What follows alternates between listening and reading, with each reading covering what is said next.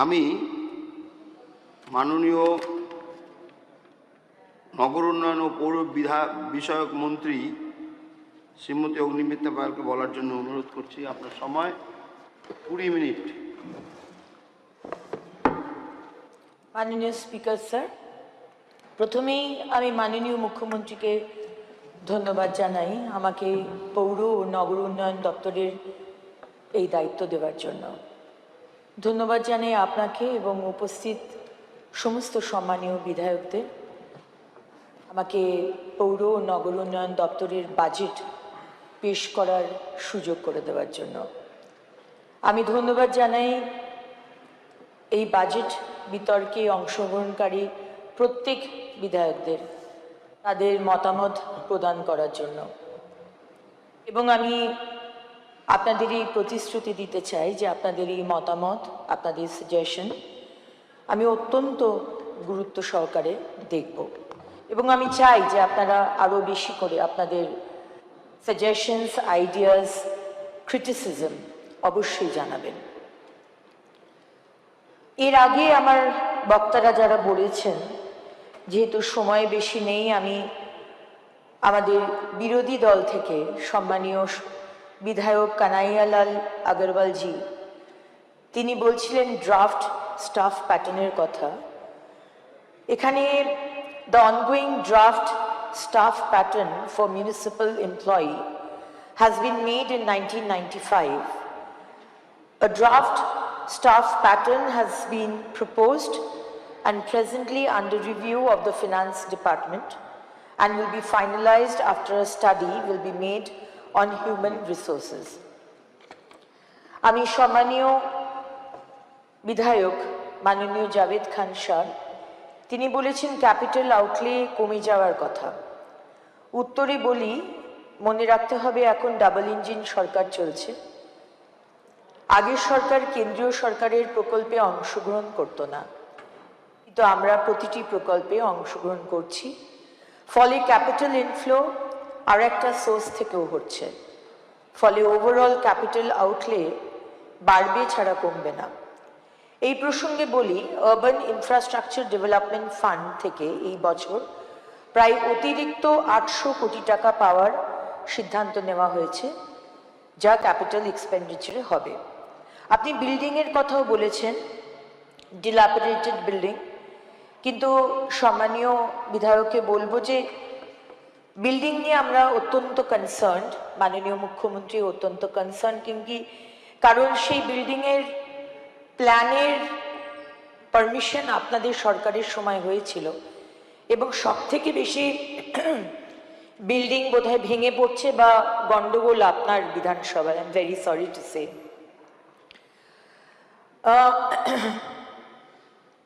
পশ্চিমবঙ্গ নগর প্রশাসনের ইতিহাসে এক গুরুত্বপূর্ণ সময় আমরা এই বাজেট পেশ করছি। একটি নতুন সরকার জনগণের সুস্পষ্ট রায়ে দায়িত্ব গ্রহণ করেছে। রাজ্যের মানুষ শুধু নতুন প্রকল্প চান না, তারা স্বচ্ছ প্রশাসন, দ্রুত কাজ এবং জবাবদিহিতাও চান। আমাদের সরকারের দৃঢ় বিশ্বাস জনগণের প্রতিটা টাকা মানুষের কল্যাণেই ব্যয় হবে। তাই এই বাজেটের লক্ষ্য শুধু অর্থ বরাদ্দ নয়, সুশাসন, স্বচ্ছতা, জবাবদিহিতা, অ্যাকাউন্টেবিলিটি এবং দৃশ্যমান উন্নয়ন নিশ্চিত করা। আমরা কথা দিয়েছিলাম আমরা নতুন মিউনিসিপ্যালিটি করব, আমাদের সংকল্পপত্রে ছিল আমরা 9টি নতুন মিউনিসিপ্যালিটি করেছি। মাননীয় স্পিকার স্যার, আমরা জানি যে কোনো শুরুরও একটা শুরু আছে। আমরা কোন অবস্থায় দাঁড়িয়ে শুরু করেছি তা আপনাদের এবং প্রেসের বন্ধুদের মাধ্যমে বাংলার জনসাধারণের জানা প্রয়োজন। পানীয় জল দিয়েই শুরু করি।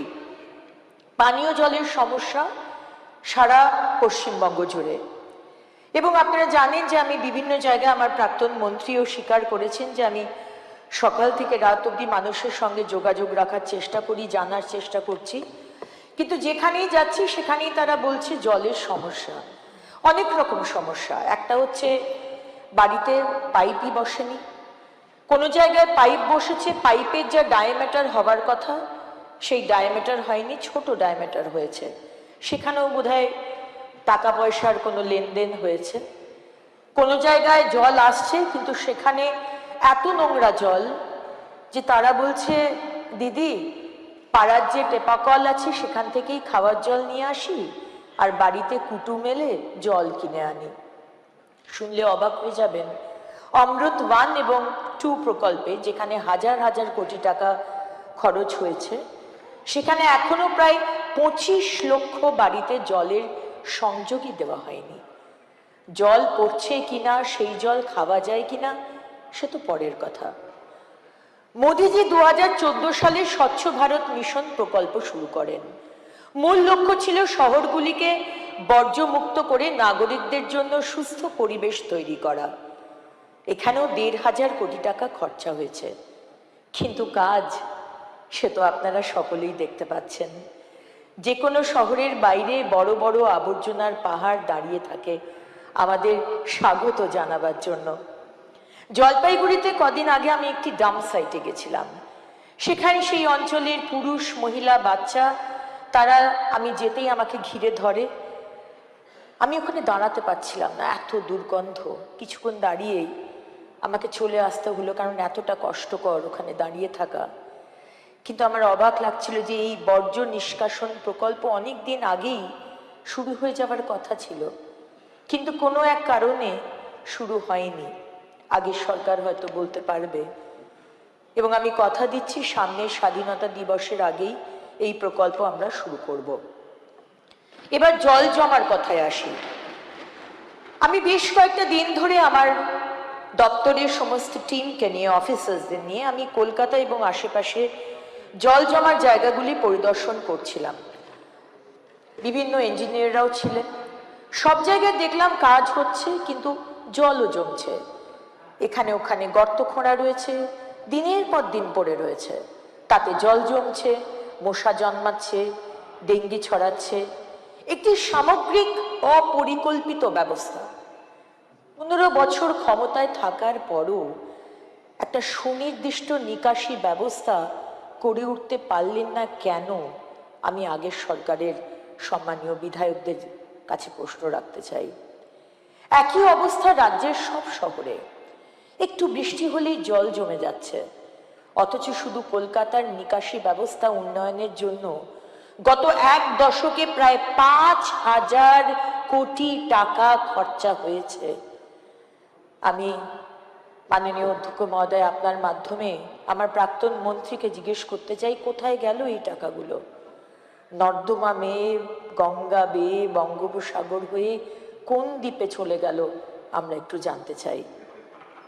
আপনারা আগের সরকার সাদা নীল রং করেছেন সারা শহর, সারা রাজ্যটাকে সুন্দর দেখাবার জন্য, কিন্তু যে পরিকাঠামো, কঙ্কাল পরিকাঠামো বেরিয়ে গেছে, যেখানে মানুষ পরিষেবা পায় না, জল পায় না, লেগাসি ওয়েস্ট পাহাড় প্রমাণ দাঁড়িয়ে রয়েছে, সেগুলো ঢাকতে পারেননি।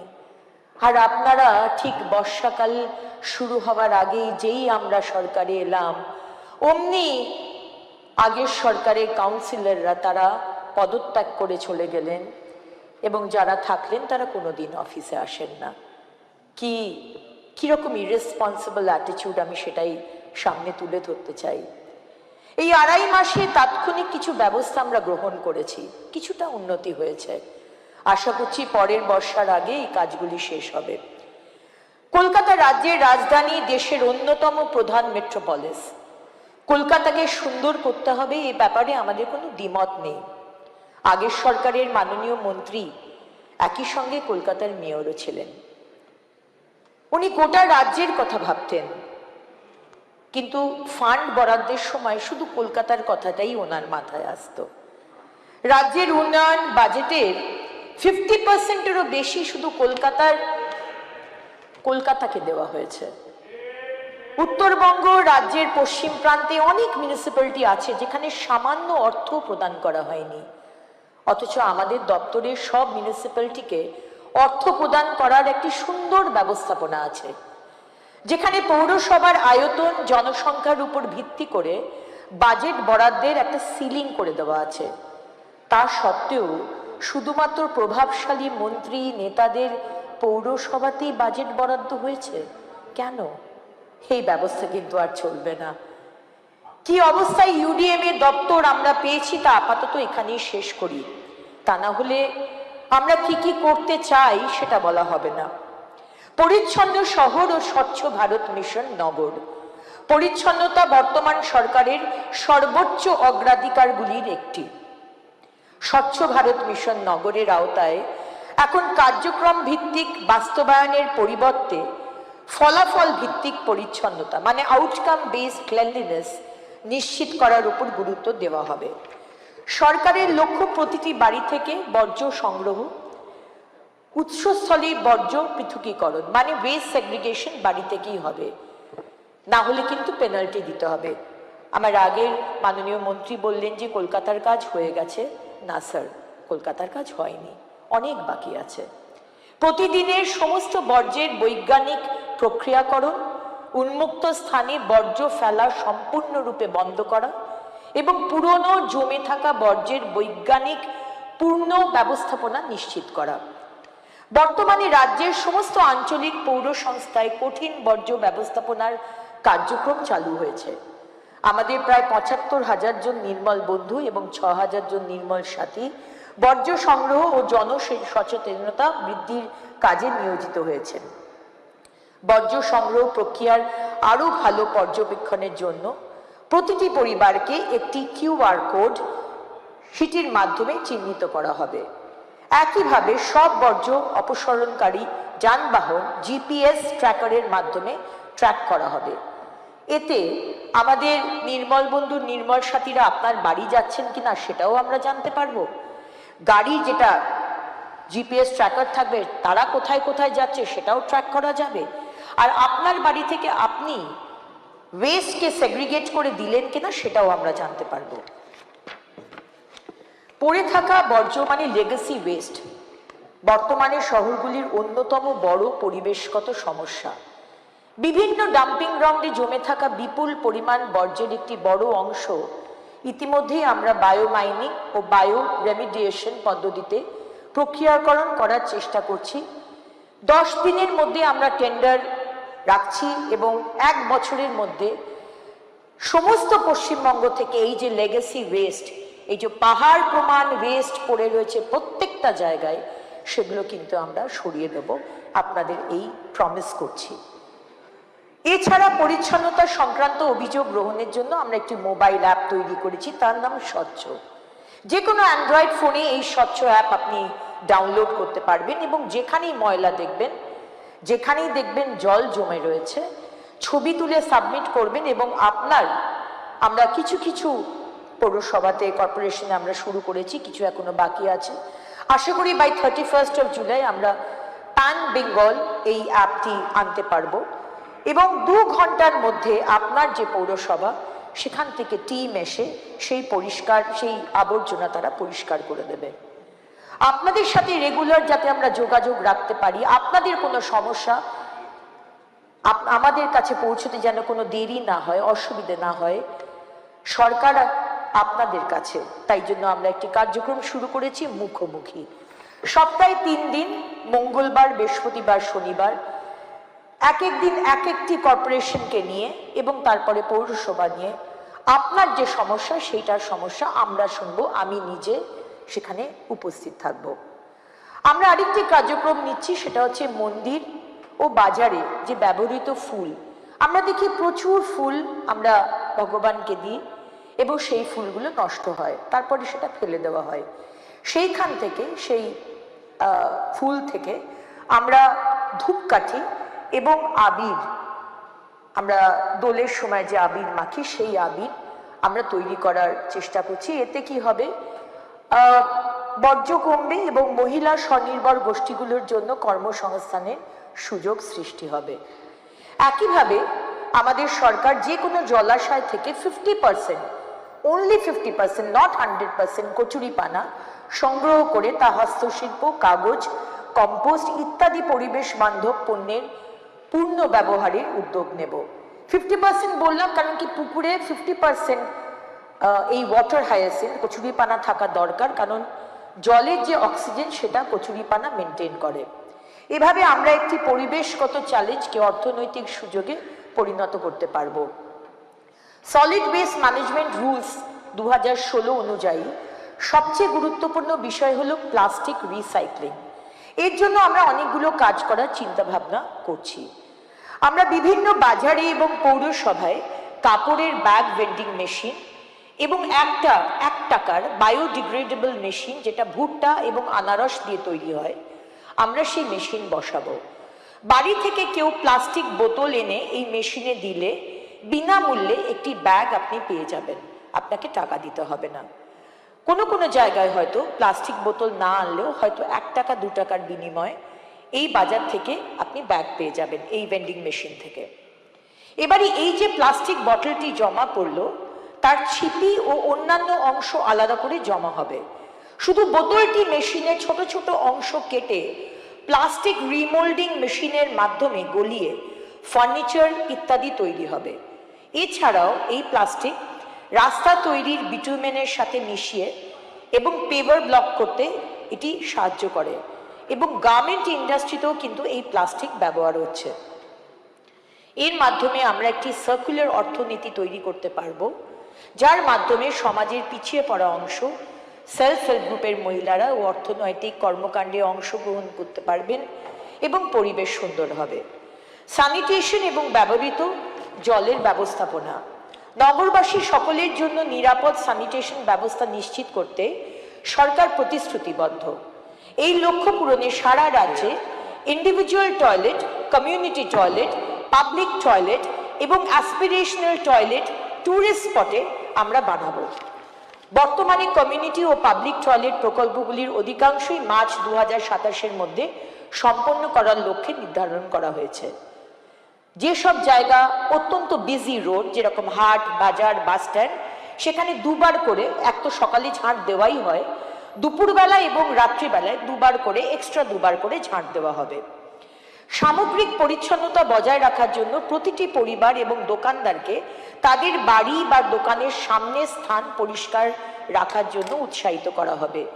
বিপরীত পাশের খালি জায়গায় মালিকেও, আপনার হয়তো কোনো খালি জমি আপনি রেখেছেন, সেখানে আপনি কিছু বানাচ্ছেন না, সেই জায়গাটাও কিন্তু আপনাকেই পরিষ্কার রাখতে হবে, এবং পরিষ্কার না রাখলে সেখানে কিন্তু আমরা পেনাল্টি শুরু করব।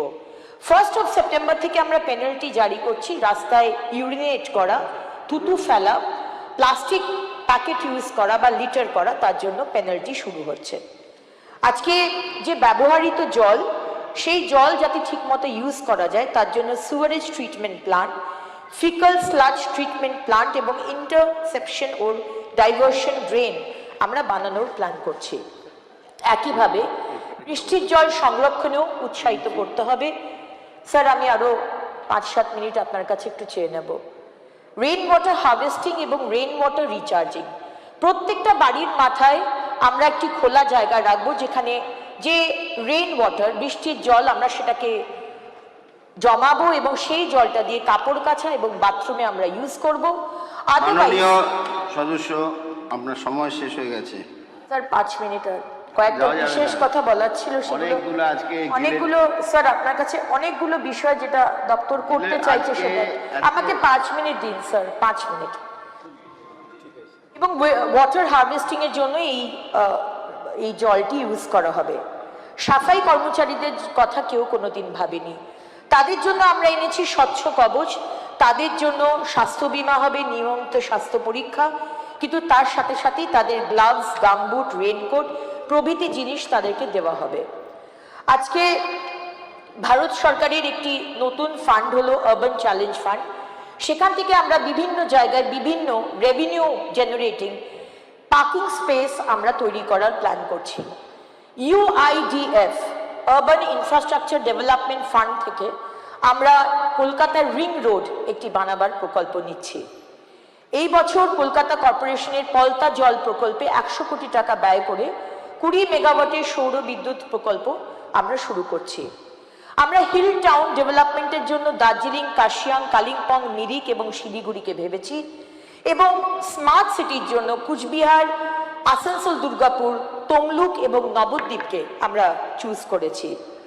শহরে উন্নয়ন, সবুজ ও নীল পরিসর বাড়ানোর জন্য আমাদের রাস্তাতে যে ডিভাইডার আছে সেই ডিভাইডারগুলো আমাদের সরকারের ফান্ড এবং সিএসআর দিয়ে আমরা নতুনভাবে সেগুলোকে সবুজায়ন করার কথা ভেবেছি, যেখানে ডিজাইন আমরা দিয়ে দেবো এবং কোম্পানিজরা তারা অ্যাডভার্টাইজমেন্ট করার জন্য সেই জায়গাটি তারা পাবেন।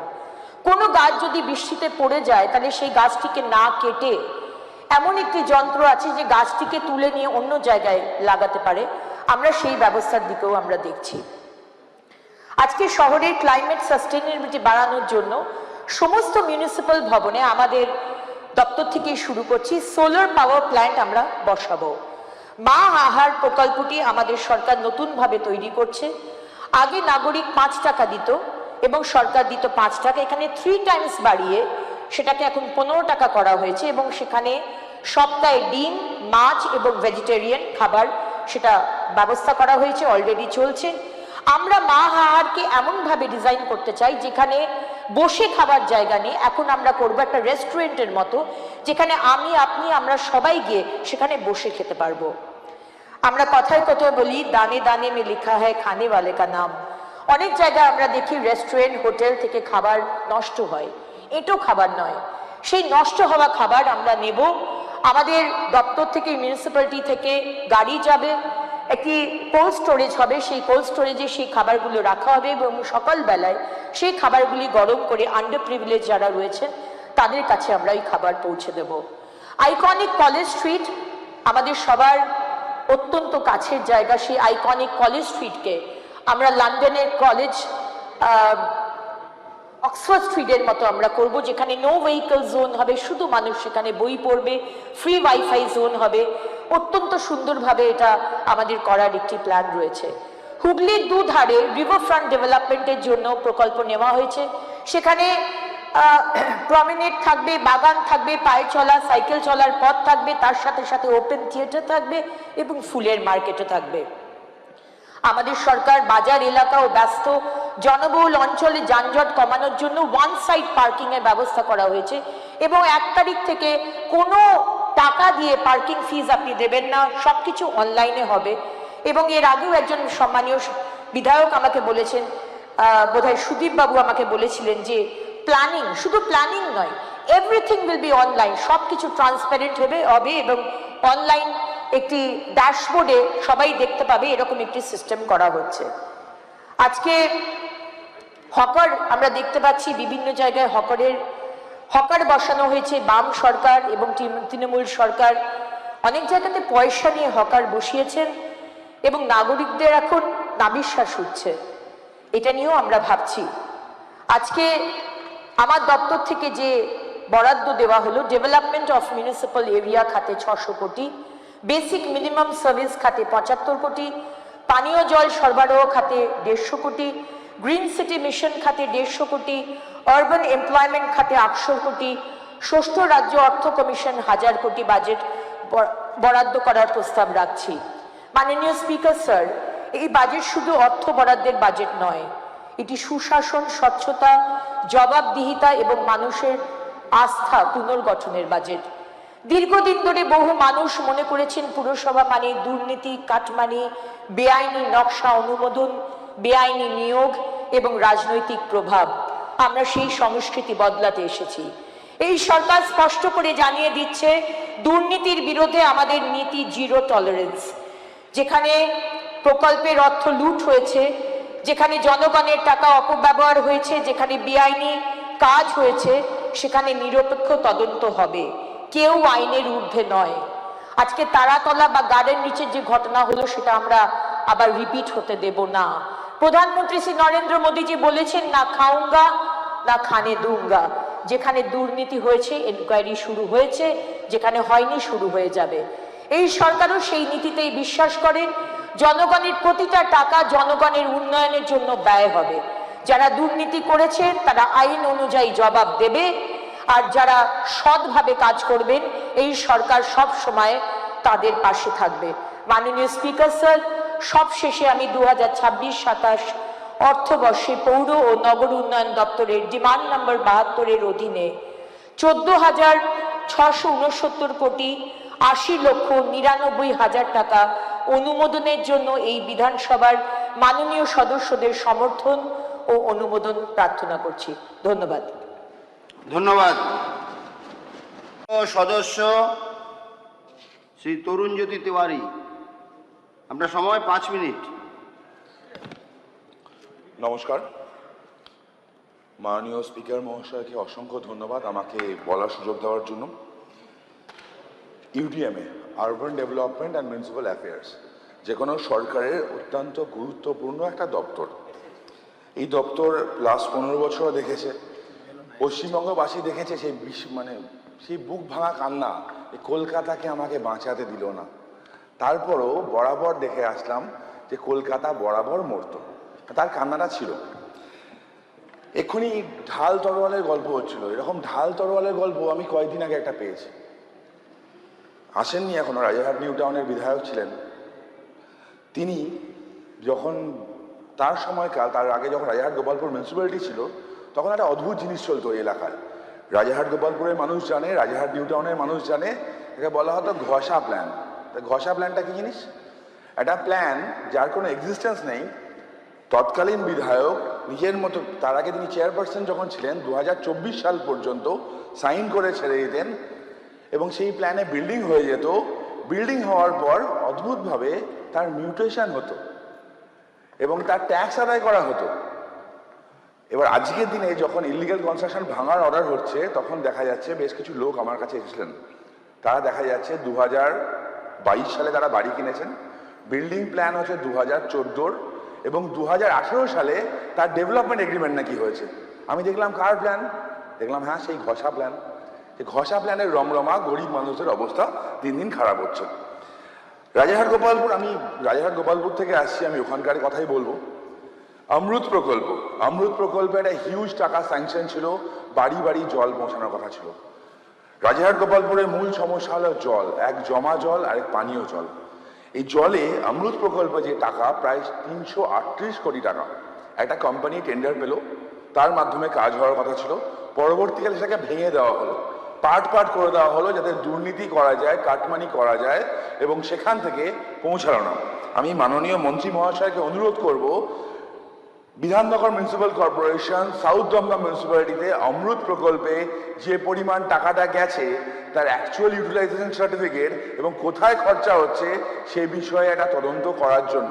মানুষের টাকা, সাধারণ মানুষের টাকা কার পকেটে গেছে জানার দরকার আছে। রাজারহাট গোপালপুর কলকাতার পাশে, এয়ারপোর্ট থেকে যখন আসে, কলকাতাকে দেখার আগে ফার্স্ট ওই জায়গা দিয়ে দেখে। এয়ারপোর্ট দিয়ে যখন মানুষ আসছে, আমি যদি বলি হলদিরাম এলাকা, প্রত্যেক সময় দেখবেন ভিআইপি রোডে প্রায় 2 থেকে 2.5 ঘন্টা বৃষ্টি হলে ডিলে হয়ে যায়, ফ্লাইট মিস করে, জনজীবন বিঘ্নিত হয়, অনেকেই যেতে পারে না ওখান দিয়ে, যা অবস্থা দাঁড়ায়।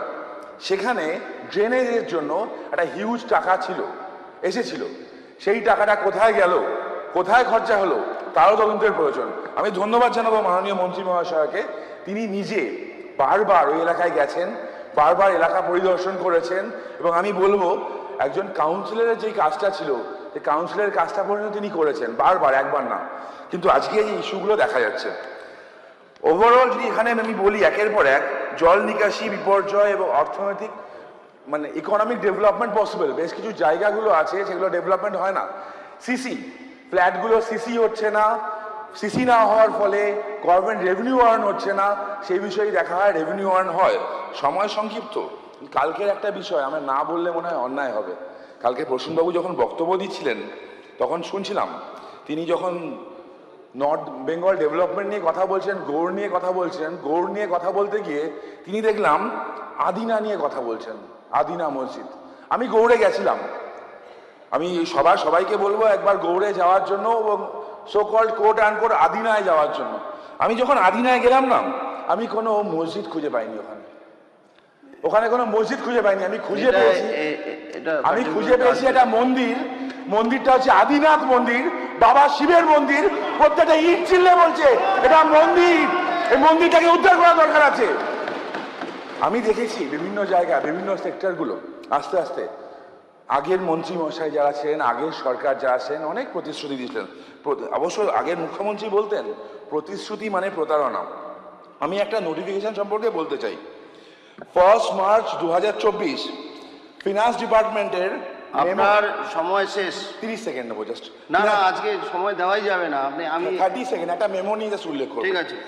মেমো নাম্বার 1091 FP/2, সেখানে group temporary, casual, group C এবং গ্রুপ ডি এমপ্লয়ীদের জয়েনিং এবং পার ইয়ারের স্যালারি কীভাবে বলা ছিল, ওটাও কি প্রতিশ্রুতি ছিল না প্রতারণা ছিল, তা আগের সরকারের তো বলা সম্ভব না। তা আমি মাননীয় সদস্য শ্রী সুদীপ কুমার মুখার্জি।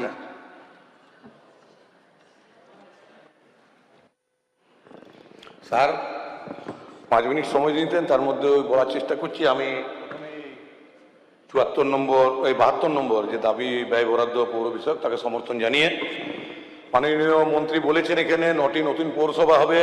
আগের পৌরমন্ত্রী বসে আছে, ওনারাও যখন ক্ষমতায় এসেছিলেন ফাতরা অনেকগুলোকে বলেছিলেন পৌরসভা করবেন, কিন্তু করেননি কিছুই। জয়ন্ত মিত্রকে চেয়ারম্যান হওয়ার স্বপ্নও দেখাইছিলেন, সে তো মনে আছে যে এটা হয়। আর একটা বলার আছে যে এই যে মল বা মার্কেট কমপ্লেক্স, এই যে ফ্ল্যাট, আগের মন্ত্রিসভায় ওনারা ঠিক করেছিলেন 2021-এর আগস্ট মাসে থেকে অনলাইনে প্ল্যান জমা হবে, কিন্তু আমার পৌরসভাতে আমি দেখেছি এটা সারা রাজ্যেই চলেছে, কারণ ওনাদের রেশিওটা ছিল 75-25 ওখানে থাকবে, 75 কালীঘাটে দেবে। সেই রেশিওতে যেটা কাজ হয়েছে সেটা হয়েছে আপনার দেখা যাচ্ছে 2021-এর অনলাইনে আপনার প্ল্যান জমা দেওয়ার কথা হয়েছিল, কিন্তু সেখানে দেখা যাচ্ছে কার কোনো প্রমোটারের সঙ্গে বা ডেভেলপারের সঙ্গে ল্যান্ড ওনারের চুক্তি হচ্ছে 2024-এ, আর প্ল্যানটা অফলাইনে জমা পড়ছে, রিসিভ হচ্ছে 2021-এর আগস্টের আগে। কারোর সঙ্গে হয়তো 25-এর চুক্তি হয়েছে বা ল্যান্ড কেনা হয়েছে, সেখানে হয়তো মানে অফলাইনে আর কি রিসিভ হচ্ছে 2021-এর আগস্টের আগে। এটা কি করে হয় সেটা একটু দেখবেন যথারীতি। এবং এই যেটা ব্যাপারটা আগে সরকার উনি করেছিলেন যেটা কি বলে মিউনিসিপ্যাল সার্ভিস কমিশন, কিন্তু কতজনকে মিউনিসিপ্যাল সার্ভিস কমিশন করে নেওয়া হয়েছে জানি না। কোনো জায়গায় কোনো কর্মচারী নেওয়া হয় না, মিউনিসিপ্যালিটিগুলো কর্মচারীদের ঢুকছে, একটা কমিশনই খালি করা হয়েছিল, তাদের কোনো বেতনও বাড়ানো হয় না। মিউনিসিপ্যালিটিতে স্টাফ নেওয়ার কোনো পরিকল্পনা নেই। নতুন করে পৌরসভা এলাকা বাড়ানো, শহরের মতো নগরায়ন হয়ে গেছে, কিন্তু পৌরসভা বাড়ানো হয় না। সলিড ওয়েস্ট ম্যানেজমেন্ট, আপনাকে আগেও বলেছিলাম, আগের মন্ত্রীকে বসেই আছেন উনি, 20 মিনিট বলবেন, আপনার থেকেও বেশি বলবেন, যে আমি বলেছিলাম ওনাকে অম্বিকানগর বলে একটা জায়গা আছে মধ্যপ্রদেশে, ভারতবর্ষের মধ্যে, সেখানে সেরা সলিড ওয়েস্ট ম্যানেজমেন্টের জন্য পুরস্কার পেয়েছে পৃথিবীর মধ্যেও। আপনাকেও আবেদন করে দেখে আসতে কীভাবে। আমি মনে করি আমাদের পশ্চিমবঙ্গে যে শহরগুলি আছে, অন্যান্য রাজ্যের যে শহরগুলি আছে তার থেকে অনেক বেশি অপরিষ্কার। অন্যান্য জায়গায় বিভিন্ন জায়গায় গেছি, কোটায় গেছি, পুনায় গেছি, সাত পাশে জামশেদপুর আছে, রাঁচি আছে, অনেক পরিষ্কার পরিচ্ছন্ন, যারা আমাদের শহরগুলি পরিষ্কার হয়। এই আগের সরকারের সদিচ্ছা ছিল না। এইভাবে খালি পৌরসভাগুলোতে পার্টির ক্যাডার ঢুকাই গেছে, আর পৌরসভার ওন ফান্ডের থেকে খালি পার্টির ক্যাডার পোষা হয়েছে। হ্যাঁ, খালি ক্যাডার থেকে বেতন দেওয়া হয়েছে, কাজ না করে খালি পৌরসভা থেকে পার্টির ক্যাডার পোষা হয়েছে।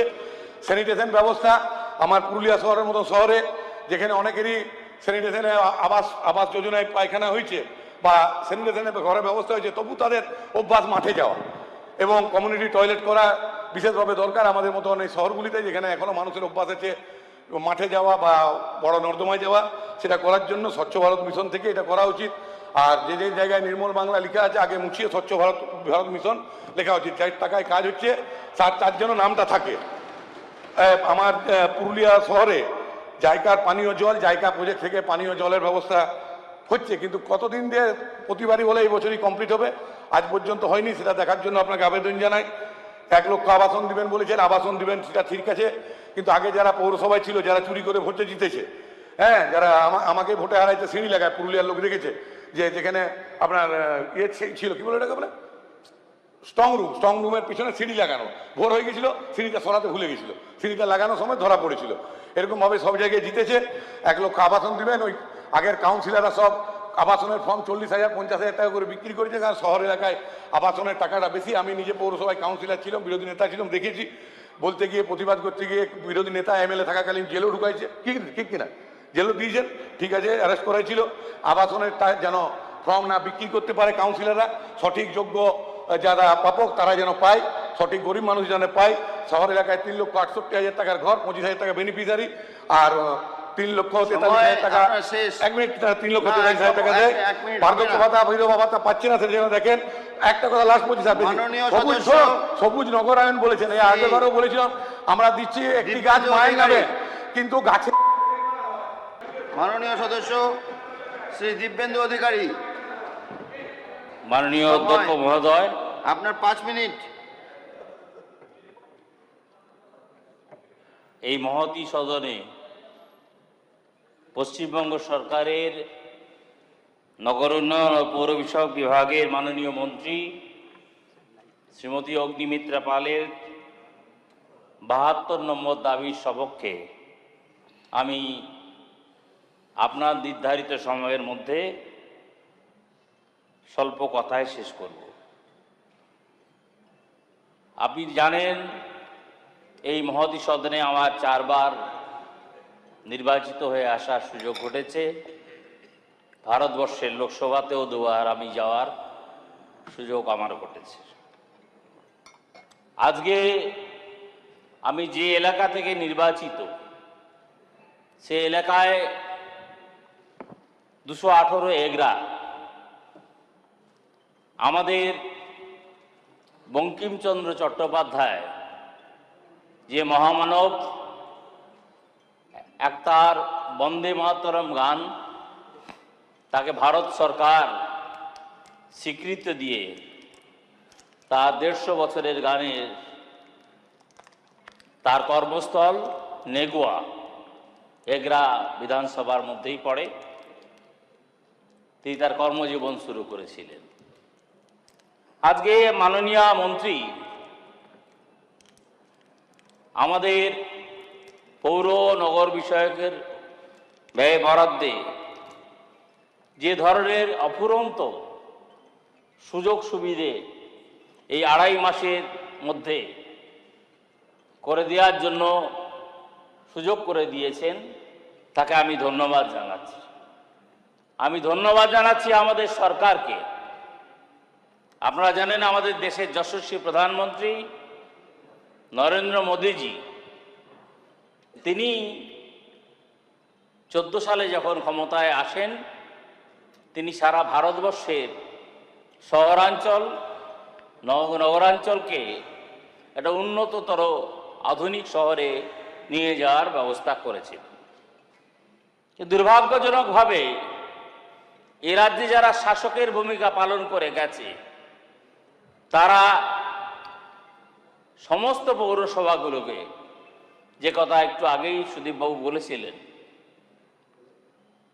যে রাজনৈতিক একটি ক্ষমতা প্রদর্শন করে সেখানে দখল করত এবং নির্বাচিত কোনো প্রতিনিধিকে তার কাজ করার সুযোগ দিত না।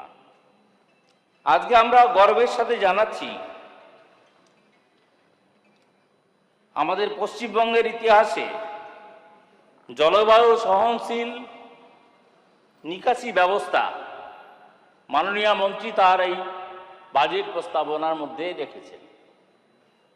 আমি বলি, আমার নির্বাচিত এলাকা, তার মধ্যে এগরা একটি পৌরসভা, যে পৌরসভা, আপনার হেডফোনটা খুলে নিন, শোনা যাচ্ছে না ক্লিয়ার। যে পৌরসভা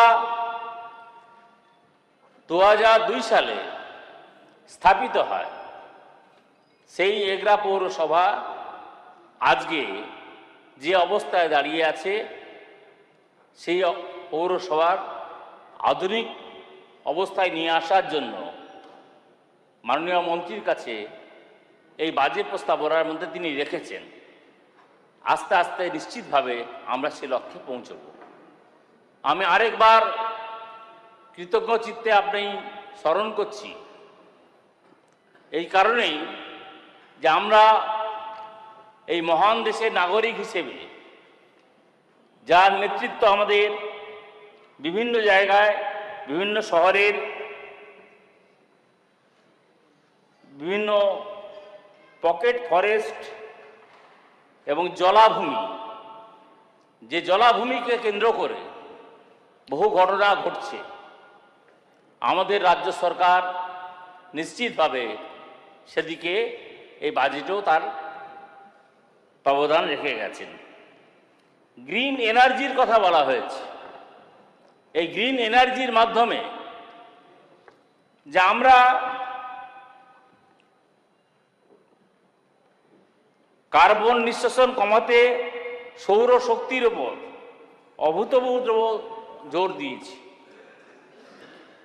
সরকারি ভবন, বাস স্ট্যান্ড ইত্যাদি, তার দিকেও আমাদের সরকার লক্ষ্য রেখেছে। আমি একটা কথা বলবো মাননীয় মন্ত্রীর কাছে,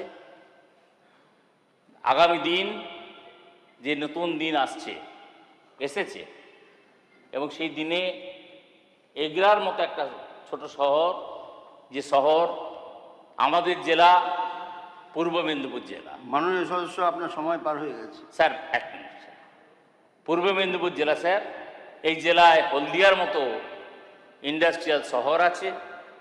এই জেলায় তমলুকের মতো স্বাধীন তাম্রলিপ্ত সরকার প্রতিষ্ঠা হয়েছিল 1942 সালে। সেই তাম্রলিপ্ত পৌরসভাও আছে। নিশ্চিতভাবে আমরা গৌরবান্বিত, আমরা ওই জেলা থেকে এসেছি। আমি এই প্রস্তাবের সম্পূর্ণ সমর্থন করছি এবং এই কথা বলেই ধন্যবাদ। আপনার প্রতি শ্রদ্ধা রেখে আমার কথা শেষ করছি। নমস্কার। মাননীয় সদস্য শ্রী ভারত কুমার ঝাওয়ার।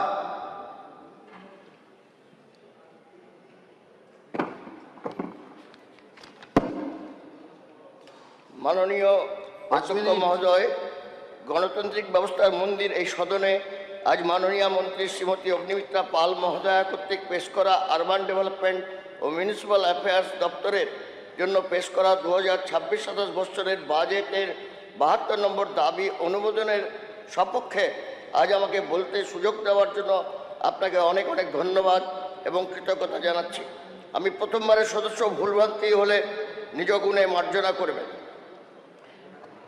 পশ্চিমবঙ্গ নগর প্রশাসনের ইতিহাসে এক গুরুত্বপূর্ণ সময়ে এই বাজেট পেশ হয়েছে,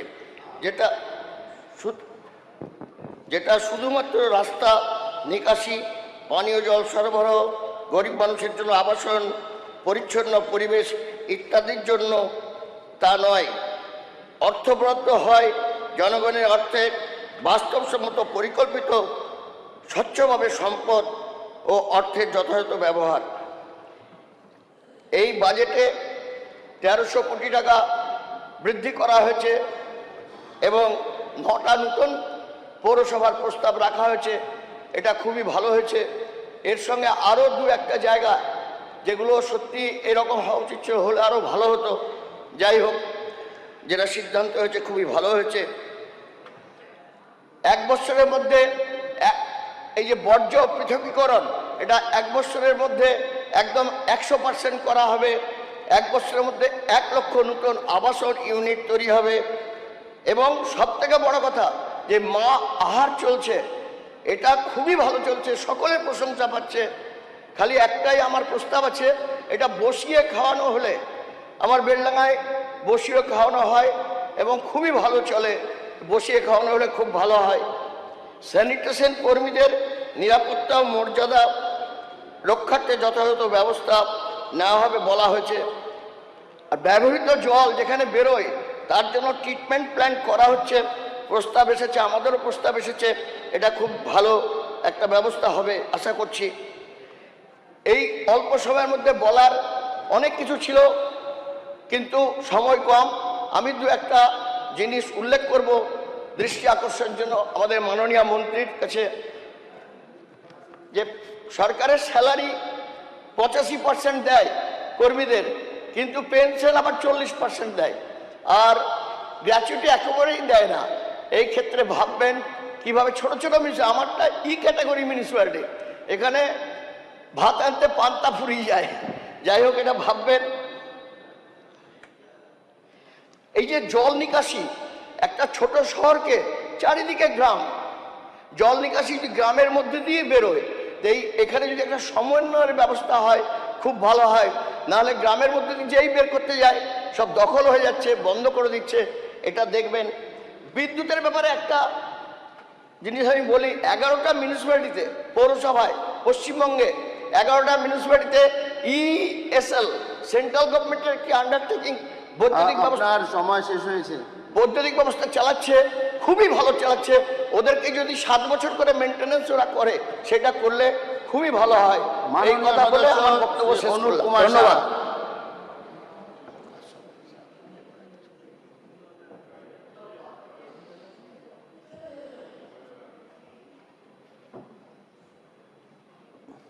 ধন্যবাদ অধ্যক্ষ মহোদয়। সময় আপনার 4 মিনিট। আরবান ডেভেলপমেন্টের সমর্থনে দুবরাজপুর বিধানসভার অন্তর্গত দুবরাজপুর শহরের অর্থাৎ পৌরসভা নিয়ে কিছু কথা এখানে উল্লেখ করতে চাই। বীরভূম জেলার অন্যতম এক গুরুত্বপূর্ণ শহর দুবরাজপুর, যা আগামী দিনে শিল্প, পর্যটন ও খনিজ সমৃদ্ধ হওয়ার সম্ভাবনা রয়েছে। কিন্তু সেই শহরটিকে বিগত সরকার কোনো রকম উন্নয়নের জন্য না বরাদ্দ না কোনো পরিকল্পনা আমরা দেখতে পাইনি, যে কারণে শহরটি আগে যা ছিল আজও একই অবস্থায় রয়েছে। তাই বর্তমানে যেভাবে জনসংখ্যা বৃদ্ধি এবং শহরের বিস্তার হয়েছে, তার জন্য যে পরিকাঠামো এবং পরিষেবার প্রয়োজন, সেই পরিকাঠামো পরিষেবার কোনো রকম উন্নতি হয়নি। অধ্যক্ষ মহোদয়, এলাকায় বহু এরকম রাস্তা আছে যা সংস্কারের অপেক্ষায় রয়েছে এবং আমরা জানি যে পথশ্রীর পরিকল্পনা করেছিল আগের সরকার, সেগুলো শুধু সাইনবোর্ডে পরিণত হয়েছে, কোনো রকম রাস্তা তৈরি করার কাজ আমরা দেখতে পাইনি। জল নিকাশির ব্যবস্থা অত্যন্ত শোচনীয়। ড্রেনেজ সিস্টেমের ব্যবস্থা সেভাবে না থাকার কারণে সেই জল জমে সেখানে দুর্গন্ধ হয় এবং মশা মাছির উপদ্রব হয়। এবং আমরা জানি যে দুবরাজপুর শহরের যানজট অত্যন্ত একটা গুরুত্বপূর্ণ বিষয়। সেই যানজট কিভাবে আগামী দিনে কাটিয়ে স্বাভাবিক করা যাবে, সেই ব্যাপারেও সরকারের আমি দৃষ্টি আকর্ষণ করছি। দুবরাজপুর শহরের ভেতর দিয়ে জাতীয় সড়ক 14 নম্বর যাওয়ায়, সেই জাতীয় সড়কের উপরে বিগত দিনে সরকার সার্ভিস ট্যাক্স নিত।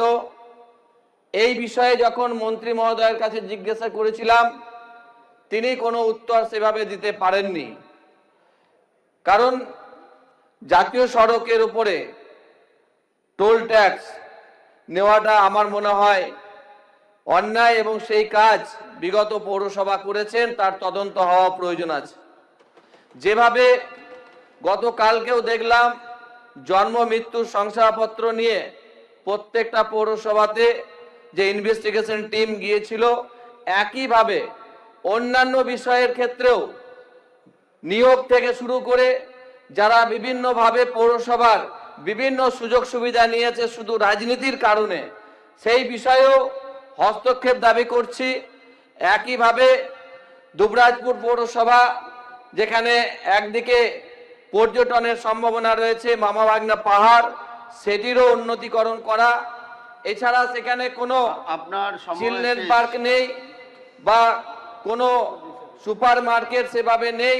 তাই আধুনিকীকরণ করার জন্য আপনার সময় শেষ। অনুরোধ জানিয়ে আমি আমার বক্তব্য শেষ করছি। ধন্যবাদ। মাননীয় সদস্যা শ্রীমতী পাপিয়া অধিকারী, আপনার সময় 4 মিনিট। নমস্কার মাননীয় অধ্যক্ষ মহাশয় এবং নগর উন্নয়ন মন্ত্রী, আজ এই বিধানসভায় নগর উন্নয়ন নিয়ে কথা বলতে উঠে শুধুমাত্র রাস্তা, সেতু কিংবা বহুতল নির্মাণের কথা আমি বলতে চাই না। আমি এমন একটা কলকাতার স্বপ্নের কথা বলতে চাই যে কলকাতা আধুনিক হবে, পরিবেশ বান্ধব হবে এবং সকলের জন্য সমান সুযোগ সৃষ্টি করবে এবং নিজের ঐতিহ্যকে সম্মানের সঙ্গে বহন করবে। প্রথমেই আমি স্লাম ডেভেলপমেন্টের কথা বলতে চাই।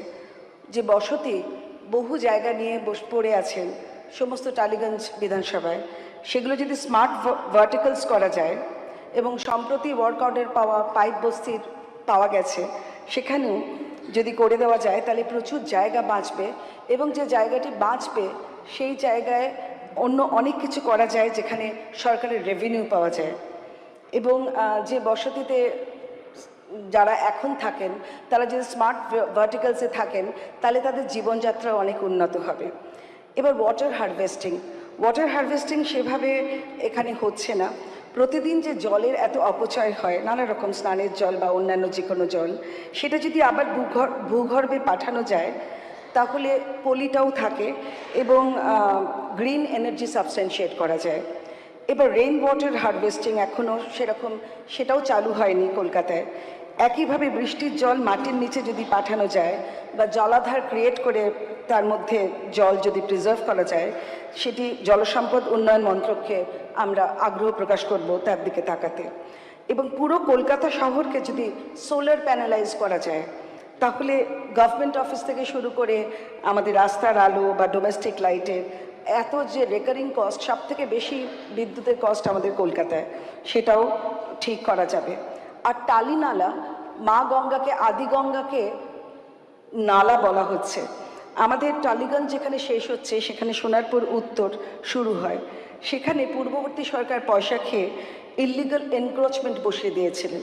সেটি যদি পুনর্বাসন করা যায়, অর্থাৎ আদি গঙ্গাকে জলের প্রবাহমানতা রাখার জন্যে যদি আমরা তার নিচে একটি টানেল ব্যবস্থা করতে পারি, যেমন মেট্রো চলে গঙ্গার নিচে, তেমনি তাহলে জলের প্রবাহমানতাটা রক্ষা করা যায়।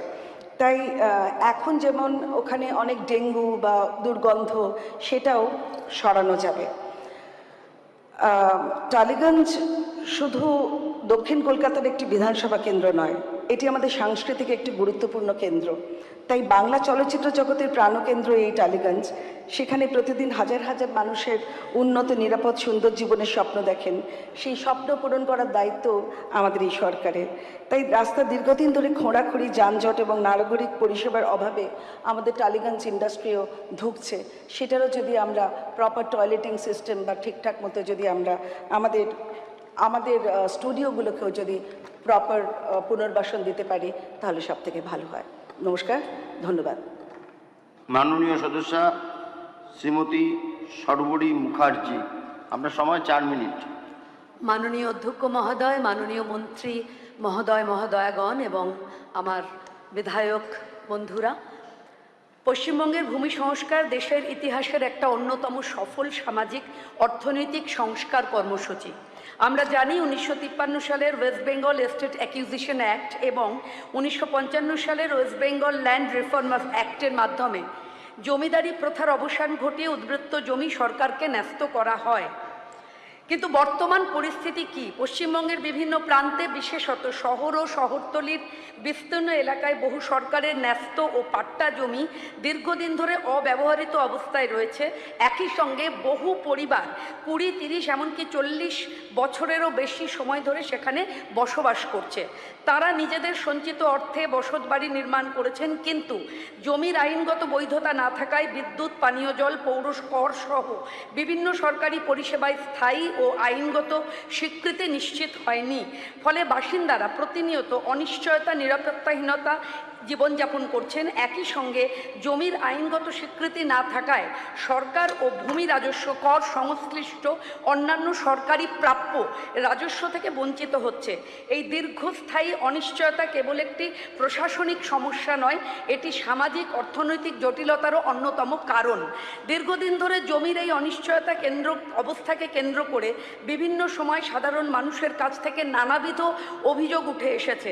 বহু মানুষের দাবি, স্থানীয় প্রভাবশালী ব্যক্তি, দালাল চক্র, অসাধু স্বার্থান্বেষী গোষ্ঠী জমি সমস্যার স্থায়ী সমাধানের পরিবর্তে অনিশ্চয়তাকে কাজে লাগিয়ে অসাধু স্বার্থান্বেষী ভাব এবং আর্থিক সুবিধা আদায়, যার জন্য যাদবপুর বিধানসভায় কোনো কাউন্সিলরের বাড়িতে সুইমিং পুল আছে, কোনো কাউন্সিলরের হাতি বাড়ি।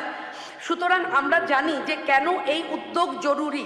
অব্যবহৃত সরকারি জমি জনস্বার্থে কোনো কার্যকর ভূমিকা পালন করে না, সরকারের জন্যেও কোনো আর্থিক মূল্য সৃষ্টি করে না। তাই অন্যদিকে দীর্ঘদিনের প্রকৃত বসবাসকারী আইনগত স্বীকৃতি না থাকলে সামাজিক অনিশ্চয়তা বৃদ্ধি পায়, ভূমি সংক্রান্ত বিরোধ ও মামলা মোকদ্দমা বাড়ে, প্রশাসনিক জটিলতা বৃদ্ধি পায়, দুর্নীতি ও দালাল চক্রের সুযোগ তৈরি হয়। প্রস্তাবিত নীতিগত উদ্যোগ নিতে পারি: 1. ভূমি শনাক্তকরণ। রাজ্য জুড়ে পর্যায়ক্রমে প্রতিটি বিধানসভা এলাকায় সরকারের ন্যস্ত অবন্টিত জমির ডিজিটাল জরিপ পরিচালনা করা, জিআইএস ম্যাপিং এবং পূর্ণাঙ্গ ল্যান্ড অডিট সম্পন্ন করা, মৌজা ওয়ার্ড ভিত্তিক ডিজিটাল ডাটাবেস তৈরি করা। দ্বিতীয় পর্যায়ে স্বচ্ছ পুনর্বণ্টন, প্রকাশ্য বিজ্ঞপ্তির মাধ্যমে আবেদন আহ্বান করা, নিরপেক্ষ যাচাই ও মূল্যায়নের ভিত্তিতে প্রকৃত ভূমিহীন যোগ্য উপভোক্তাদের মধ্যে প্রক্রিয়ায় বন্টন করা। তৃতীয়, আইন প্রচলন ও নীতিমালার আলোকে নিয়মিতকরণের ব্যবস্থা, প্রযোজ্য ক্ষেত্রে নির্ধারিত ফিজ, জরিমানা, রূপান্তর ফি, মিউটেশন সম্পন্ন করা। সমস্ত ভূমি তথ্য ডিজিটাল রেকর্ডে সংরক্ষণ করা, জনসাধারণের জন্য তথ্য প্রাপ্তি সহজ করা, প্রযুক্তি নির্ভর জবাবদিহিমূলক স্বচ্ছ ভূমি ব্যবস্থা করা। সরকারের এতে কি উপকার হবে? এই উদ্যোগ কেবল সামাজিক কল্যাণকরমূলক নয়, এটি সরকারের জন্য দীর্ঘমেয়াদী রাজস্ব বৃদ্ধির সম্ভাবনা। 1. রেগুলাইজেশন ফি, 2. জরিমানা, 3. কনভার্সন ফি, 4. মিউটেশন চার্জ, ভূমি রাজস্ব, পৌরকর ও অন্যান্য প্রযোজ্য কর। অচল সরকারি সম্পদ উৎপাদনশীল সম্পদে পরিণত হবে, ভূমি ব্যবস্থাপনা আরও কার্যকর, স্বচ্ছ হবে, প্রশাসনিক ব্যয় ও মামলা মোকদ্দমা কমবে, দীর্ঘমেয়াদী একটি শক্তিশালী টেকসই রাজস্ব কাঠামো গড়ে উঠবে। মাননীয় অধ্যক্ষ, ভূমি কেবল একটি সম্পদ নয়, এটি মানুষের নিরাপত্তা, মর্যাদা, ভবিষ্যৎ ও আত্মসম্মানের প্রতীক। নমস্কার। মাননীয় সদস্য শ্রী শঙ্কর শিকদার। ধন্যবাদ 4 অধ্যক্ষ মিনিট মহোদয়। আপনার সময়। 4 মিনিট। ধন্যবাদ অধ্যক্ষ মহোদয়। এই মহতী সদনের সবাইকে আমার প্রণাম। আমাদের 2026-27 সালের যে পশ্চিমবঙ্গের নগরোন্নয়ন ও পুর বিষয়ক দপ্তরের যে বাজেট, সেই বাজেটে অনেক ভালো দিক রয়েছেন।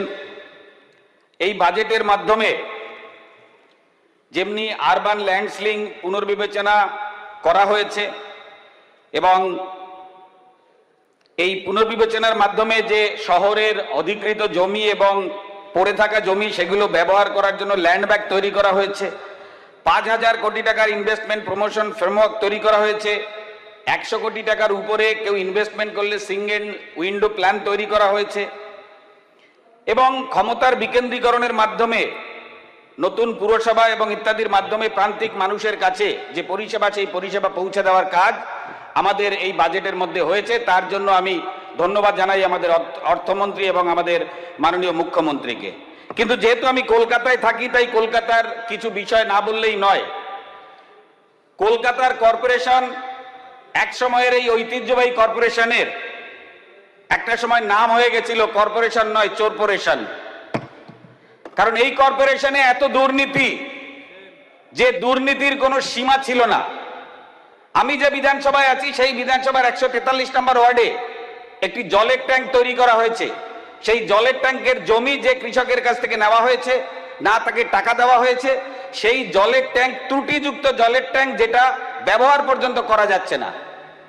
তাই আমাদের এই যে কর্পোরেশন, কলকাতা কর্পোরেশন, সেই কর্পোরেশনের যে দুর্নীতি, সেই দুর্নীতি নিয়ে আমি আমাদের মাননীয় মন্ত্রী মহোদয়কে আমি বলবো যে এই দুর্নীতির বিষয়ে আমাদের তদন্ত হওয়া উচিত। প্রতিটি ক্ষেত্রে দুর্নীতি, কর্মচারী, সঠিক কর্মচারী নেই, সলিড ওয়েস্ট ম্যানেজমেন্টের কম্প্যাক্ট আসার কথা, সেগুলো এখনো হয়নি। জলের সমস্যা চারিদিকে রয়েছে। কমপ্লেক্সগুলো গত 15 বছর ধরে জলের জন্য অ্যাপ্লিকেশন করছে, জল পাচ্ছে না। হকার যারা রয়েছে চারিদিকে, তাদেরকে পুনর্বাসন করে রাস্তাগুলোকে ঠিক করা। দেদার পুকুর ভরাট হয়েছে গত 15 বছরে। এই পুকুর ভরাটগুলোকে আবার পূর্বের অবস্থায় ফিরিয়ে আনা যায় কিনা সে বিষয়ে চিন্তা ভাবনা করা। বিল্ডিং স্যাংশন প্ল্যান, এমন কোনো বিল্ডিং নেই যেখানে স্যাংশন প্ল্যানে দুর্নীতি হয়নি।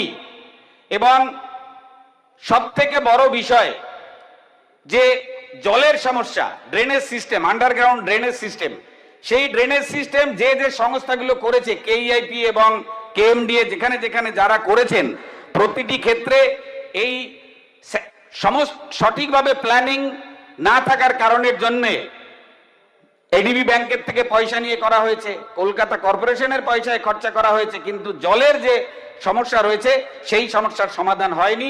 তাই আমি মাননীয় সদস্য, আপনার অধ্যক্ষের মাধ্যমে আপনাকে মাননীয় মন্ত্রী মহোদয়কে বলবো যে এই বিষয়গুলোর প্রতি দৃষ্টি আকর্ষণ করলে আমাদের মাননীয় ভবিষ্যতে সদস্য, কলকাতা কর্পোরেশনের সুবিধা হবে। শ্রী কৌস্তব বাগচি, আপনার সময় 4 মিনিট। ধন্যবাদ স্পিকার মহোদয়। I once again thank the Honorable Speaker for allowing me to speak in respect of demand number 72. দীর্ঘক্ষণ ধরে আমাদের এই বাজেট ডিসকাশন চলছে। অতীত সরকারের আমলে তো এরকম ডিপার্টমেন্টাল বাজেট নিয়ে আলোচনা করার কখনো সুযোগ বা কোনো সময় পরিবেশও ছিল না। আমরা সেই বিষয়ে দেখিনি। আমরা সৌভাগ্যবান প্রথমবার এই হাউসের সদস্য হয়ে এই ডিপার্টমেন্টাল বাজেটের আমরা অংশীদার হতে পেরেছি। আমি এই বাজেটের যা রূপরেখা দেখেছি, যেভাবে সুন্দরভাবে বাজেটের 10খানা কোর পিলার্সকে আইডেন্টিফাই করা হয়েছে, transparent and accountable municipal governance থেকে শুরু করে outcome based monitoring of schemes and projects, এই যে 10খানা হেডস, এটা থেকে 4 লাইনে যদি বলতে যাই এই বাজেটের সুখ্যাতি করতে গিয়ে, তাহলে বলতেই হবে নগরের স্বপ্ন উন্নয়নের সুর, বিজেপির বাজেটে বাংলা এগোবে ভরপুর, পৌরসেবায় গতি, পরিকাঠামোয় জোর, নতুন বাংলার পথে এবার উন্নয়নের জোর। আমাদের এই বাজেটের খুব ইম্পর্টেন্ট কিছু পার্ট আমাদের এই বাজেট বক্তৃতায় বিভিন্ন সদস্যরা রেখেছেন। আমার কিছু সাজেশনস এই বাজেটের ক্ষেত্রে রয়েছে। সেটা নাম্বার 1 হচ্ছে সমস্ত পৌরসভার ক্ষেত্রে একটা ইউনিফর্ম ট্রান্সফার পলিসি যদি আমরা অ্যাডপ্ট করতে পারি। A transparent and mandatory transfer policy should be introduced for all municipal employees within a tenure of 3 years at a place of posting. এটাতে একটা জায়গায় 3 বছরের বেশি যদি কেউ থেকে যায় তাহলে তার রিজনেবল বায়াস বা এই ধরনের বিষয়গুলো জন্ম নেয়। নাম্বার 2 হচ্ছে reform of salary and pension contribution mechanism. আমরা এক্সিস্টিং সিস্টেমে 15% যে basic, 60% HRA contribution of permanent employee, 60% পেনশনের কন্ট্রিবিউশন, এই বিষয়টাকে যদি রিভিউ করা যায়, কারণ অনেক দুর্বল বা অনেক মাঝারি মাপের মিউনিসিপ্যালিটিগুলোর উপরে এই ব্যয় বরাদ্দগুলো একটা খুব মারাত্মকভাবে একটা প্রেশার হয়ে দাঁড়ায়। আমি এই কথায় বলতে পারি যে আমার টিটাগড় মিউনিসিপ্যালিটি 7-8 মাস ধরে যারা এমপ্লয়িজরা রয়েছেন তারা মাইনে পাচ্ছে না, যারা রিটায়ার্ড এমপ্লয়ি তারা পেনশন পাচ্ছে না, খুব দুর্বিষহ পরিস্থিতি। সাথে সাথে ক্যাজুয়াল এমপ্লয়িজ যারা কাজ করে পৌরসভাগুলোতে, তাদের যদি আমরা এমপ্লয়িজদের রেটটাকে, যে ওয়েজেস আছে ওয়েজেস এনহান্সমেন্টের কথা ভাবতে পারি, এটা যদি একবার একটু মন্ত্রী মহোদয় ভাবেন। State wise cadre and posting policy, এটা যাতে centrally state wise cadre and posting পলিসির বিষয়টা ভাবা যায়। অ্যানুয়াল পারফরমেন্স রিভিউ সিস্টেম, সমস্ত যারা এমপ্লয়িজ তাদের এই রিভিউ সিস্টেমটা যদি করা যায়। আমার হাতে সময় খুব কম, আমি strengthening of IT infrastructure, integrated state municipality communication system নিয়ে আমার বক্তব্য রাখতে পারতাম, কিন্তু যেহেতু সময় খুব কম, আমি আমার মিউনিসিপ্যালিটির ক্ষেত্রে কয়েকটা বিষয় আমি মাননীয় মন্ত্রী মহোদয়ের কাছে রাখতে চাই। আমার ব্যারাকপুর বিধানসভা জুড়ে একটা ইন্টিগ্রেটেড একটা মাস্টার প্ল্যান ওয়াটার লগিংয়ের ক্ষেত্রে আমাদের অত্যন্ত প্রয়োজন। আমাদের এই স্যালারি এবং এরিয়ার পেনশনের ক্ষেত্রে একটা বিপুল ব্যয় আমাদের এই মুহূর্তে আমাদের মাথার উপরে একটা ঋণের বোঝা ঝুলছে। এই ব্যাপারে যদি আমরা একটা আর্থিক সহযোগিতা পাই, সলিড ওয়েস্ট ম্যানেজমেন্টের ক্ষেত্রে আমরা বিভিন্ন প্রকল্প দিয়েছি মিউনিসিপ্যালিটিকে, সেটা যদি বাস্তবায়িত হয়। সবার শেষে আমাদের স্বপ্নের বরানগর ব্যারাকপুর মেট্রো রেলের যে প্রজেক্ট, সেটা ইউডিএমএ ডিপার্টমেন্টের বর্তমানে কলকাতা মিউনিসিপ্যাল কর্পোরেশনের কাছে একটা পাইপলাইন শিফটিংয়ের কাজের জন্য আটকে আছে। আমি এই বিষয়ে আমাদের সম্মানীয় মন্ত্রী মহোদয়ার দৃষ্টি আকর্ষণ করে বলতে চাইব, ব্যারাকপুরের মানুষের দীর্ঘদিনের স্বপ্ন এই বরানগর ব্যারাকপুর মেট্রো। 4 লাইন বলে শুধু শেষ করব। মেট্রো চাই ব্যারাকপুরে, বলছে সবাই শহর জুড়ে, মন্ত্রী মহোদয়া রাখুন মান, মেট্রো দিন জিতুন প্রাণ। ধন্যবাদ। ধন্যবাদ। মাননীয় সদস্য শ্রী সঞ্জয় সিং, আপনার সময় 5 মিনিট। ধন্যবাদ। মাননীয় অধ্যক্ষ মহোদয়, ইউডিএম এর এই 72 নম্বর দাবিকে আমি সমর্থন জানাচ্ছি। এখন জাভেদ খান সাহেব বলছিলেন, উনি বহুদিনের এইখানে এমএলএ, উনি অনেক প্রস্তাব দিচ্ছিলেন।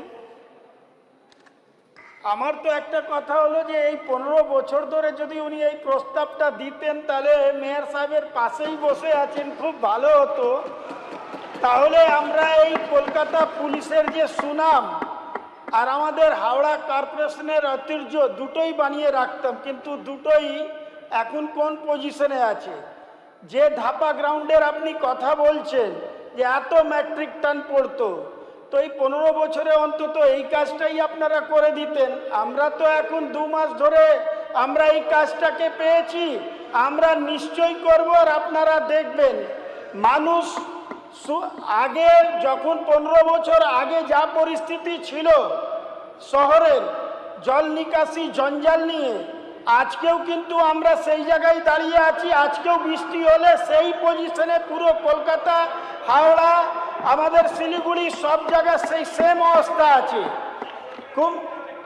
খুব দুর্ভাগ্যের বিষয় যে আজকে যে ট্যাক্স কালেকশন বা যে কথাগুলো আসছে, এইগুলো অন্তত আপনারা যদি চালু রাখতেন তাহলে আজকে আমরা অনেক কর্পোরেশন মিউনিসিপ্যালিটিগুলো উন্নতি করতো, যেটা আগে এখান থেকে আসছে যে আমরা মাইনে দিতে পারি না। তো আজকে আপনারা যদি 15 বছর ধরে এই কাজটাই করতেন যে ঠিক আছে কিছু তো আয় করুক কর্পোরেশন মিউনিসিপ্যালিটিগুলো, তাহলেও কিন্তু আমরা ওইটাকে চালাতে পারতাম। সেই পথও কিন্তু আপনারা দেখাননি। তো এইভাবে সাজেশন দিয়ে তো কোনো লাভ নেই। আমি প্লিজ প্লিজ না, তর্ক করবেন না, বাজেটেই বলবো। আপনি আপনার বক্তব্য রাখুন যে হ্যাঁ প্লিজ। হ্যাঁ আমরাই পারবো। এই যে পুরো শহরে আপনারা একটা জিনিস, এই নির্বাচনের আগে প্রত্যেকটা রাস্তা দেখছেন ঢালাই হয়েছে। রাস্তা এত উঁচু হয়ে গেছে যে কোনো তার সিস্টেম নেই, মানুষের বাড়িতে জল যাচ্ছে। আমি হাওড়া কর্পোরেশনের আপনাকে কথা, বালি মিউনিসিপ্যালিটির কথা যদি বলি, আজকে এই বর্ষার সময় আমাদের কাছে যদি 100 ফোন আসে তাহলে 99টা ফোন আসে এই জল নিকাশি নিয়ে। এই অবস্থাতে আপনারা নিয়ে এসছেন যে আজকে মানুষের বাড়িতে জল চলে যাচ্ছে। আমরা এটার কিছু করতে পারছি না, জল জমা হচ্ছে বলে রাস্তাগুলো ভেঙে যাচ্ছে। তো আগে আপনারা ওইভাবে তো সেই কাজটা করেননি। 10 লক্ষ টাকা একটা বুথে খরচ করেছেন, কিন্তু ওইখানে খালি বোর্ড টাঙানো আছে। ওই টাকাটা কোথায় খরচ হয়েছে তার হিসাব এইবার আমাদের মন্ত্রী নেবেন। আমাদের মন্ত্রী তো এইবার আমি তো দেখেছি যে ওনারা অন্য প্রদেশে গিয়েও দেখে আসছেন যে কিভাবে আমরা আমাদের কর্পোরেশন, আমাদের বাংলাকে উন্নত বাংলা করতে পারবো।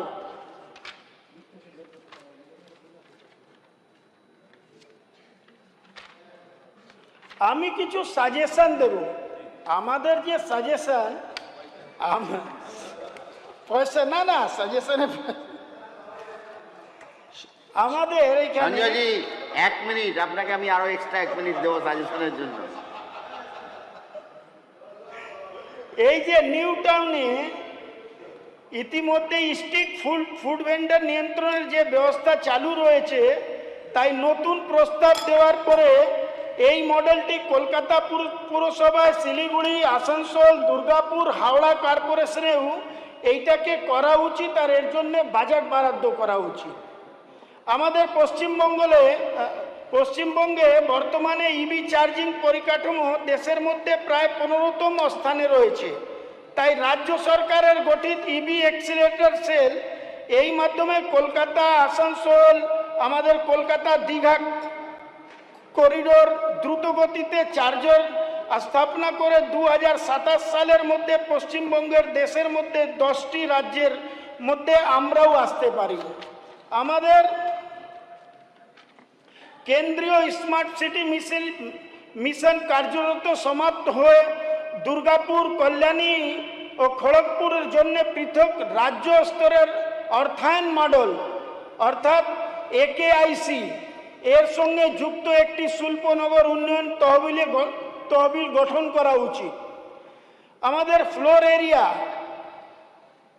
কলকাতা শহরের রেল ব্যবস্থা সম্প্রসারণের শুধু আর্থিক অংশীদারের কথা না বলে রাজ্য সরকারকে রেল মন্ত্রকের মধ্যে একটি যৌথ অর্থায়ন সমন্বয় কমিটি গঠন করা, যার মাধ্যমে আমরা মেট্রো রেল অনেক জায়গায় আমরা আমাদের এই কাজ করতে পারি। আমাদের হাওড়া কর্পোরেশনে দীর্ঘ 2013 থেকে ভোট হয়নি। পুরনো সরকারের যে নীতি, বালিকে কোনোদিন যুক্ত করে দিচ্ছেন, কোনোদিন আলাদা করে দিচ্ছেন, মানুষ নাগরিক পরিষেবা কিন্তু পায়নি। এর জন্য দায়ী এনাদের জন্য আজকে এই অবস্থা যে হাওড়া কর্পোরেশন আর বালি মিউনিসিপ্যালিটি দু জায়গায় আমরা অ্যাসেসমেন্ট বলুন, বিল্ডিং প্ল্যান বলুন, যেহেতু যুক্ত করে দিয়েছিলেন, এখন কর্মচারীরা নিজের পেনশন পাচ্ছেন না, আর আমাদের কর্মচারীরা যারা বালিতে গেছেন তারা হাওড়াতে আসতে পাচ্ছেন না, আমরা এখন তাদেরকে মাইনা দিতে পারছি না, এরকম অবস্থা। সেইটার জন্যও কিন্তু আপনারাই দায়ী। এই কাজটা এরকম ভাবে করে রেখেছেন যে আজকে হাওড়া আর বালি কর্পোরেশনের মধ্যে। সদস্য, আপনার সময় শেষ হয়ে গেছে। ধন্যবাদ। ধন্যবাদ। মাননীয় সদস্য শ্রী চিত্ত মুখার্জি, সময় আপনার 4 মিনিট। আচ্ছা, সময় অত্যন্ত কম। মাননীয় স্পিকার স্যার, আপনাকে ধন্যবাদ। আমার জঙ্গিপুর কেন্দ্রে একটা মিউনিসিপ্যালিটি 21টা ওয়ার্ড আর 8টা অঞ্চল, দীর্ঘদিন ধরে পানীয় জলের অভাব। বামফ্রন্টের 35 আর এদের 15। এই 50 বছর ধরে মানুষ এখনো জলটুকু পেল না, মুখে জলটুকু দেওয়ার জন্যই আজকে আমি দাঁড়িয়েছি স্যার। তো এই অবস্থায় আমরা অনেকটাই তথ্য এখানে পেলাম। আর্সেনিক, ফ্লোরাইড আমার ওখানে চর্মরোগ এবং ক্যান্সারের রোগ প্রচুর হচ্ছে। এই অবস্থায় আমরা হাউসের কাছে, মাননীয় মন্ত্রীর কাছে আমরা অনুরোধ করব যাতে করে এই বিষয়টা একটু দেখা হয়। এবং প্রচুর টাকা এখানে বরাদ্দ ছিল। এই গত কয়েক বছরে যে টাকাগুলো খরচা করা হলো সেটাতে বিরাট দুর্নীতি হয়েছে বলে আমার ধারণা। 100-র কাছাকাছি কন্ট্রাকচুয়াল কর্মী আর প্রায় 18 জন মতন ইঞ্জিনিয়ার, তারা এই যে কর্মযজ্ঞ চালাচ্ছেন, এখানে 90% মানুষ জল পাচ্ছে না। এটা কেন হলো তার জন্য একটা তদন্ত করা প্রয়োজন বলে মনে করি। আর স্পিকার স্যারের কাছে আমার আবেদন, হেডফোনটা খুলে নিন। হ্যাঁ, আমরা যে এলাকা থেকে এসছি স্পিকার স্যার, সেখানে অনেক গ্রামে এখনো শঙ্খ বাজতে দেওয়া হয় না, খোল কীর্তন বন্ধ করে দেওয়া হয়, এবং হরগোবিন্দ চন্দনের থেকেও ভয়ঙ্কর জায়গায় জঙ্গিপুর। সেই জন্য আমরা যখন আমাদের স্পিকার স্যারের কাছে বা অফিসে যাব, একটু সময় যেন আমাদেরকে বেশি বরাদ্দ করা হয়। আমাদের খুব অরফেন চাইল্ডের মতন অবস্থা। জঙ্গিপুর নাম আমরা বদনাম ঘুচাবার চেষ্টা করছি। এর আগে যখন আমি এই ঘরে, এই সদনে বলেছিলাম আমার ওখানে একটা পতাকা উড়ানোর কথা, ধর্মীয় পতাকা, জঙ্গি পতাকা বলা আমার ভুল হয়েছিল হয়তো। সেই পতাকা কিন্তু এখনো উঠছে, প্রশাসনের ক্ষমতা হয়নি সে পতাকা নামানোর। তাই একটা থ্রেটনিংয়ের মধ্যে আমরা বাস করি। এই জন্যে স্পিকার স্যারের কাছে আমার আবেদন যে আমরা যখন আসবো, কোনো মন্ত্রী মশাইদের কাছে আসবো, তখন যেন আমাদেরকে একটু দেখা হয়। বলতে এসছেন। ধন্যবাদ। ডাইভারশন করে গেছেন প্রথম থেকেই। মাননীয় সদস্য শ্রী অমিত সামন্ত, আপনার সময় 4 মিনিট। যে বিষয় আছে বিষয়ের উপর রাখুন। ধন্যবাদ অধ্যক্ষ মহোদয়, এই মহতি সদনে আমাকে বলার সুযোগের জন্য।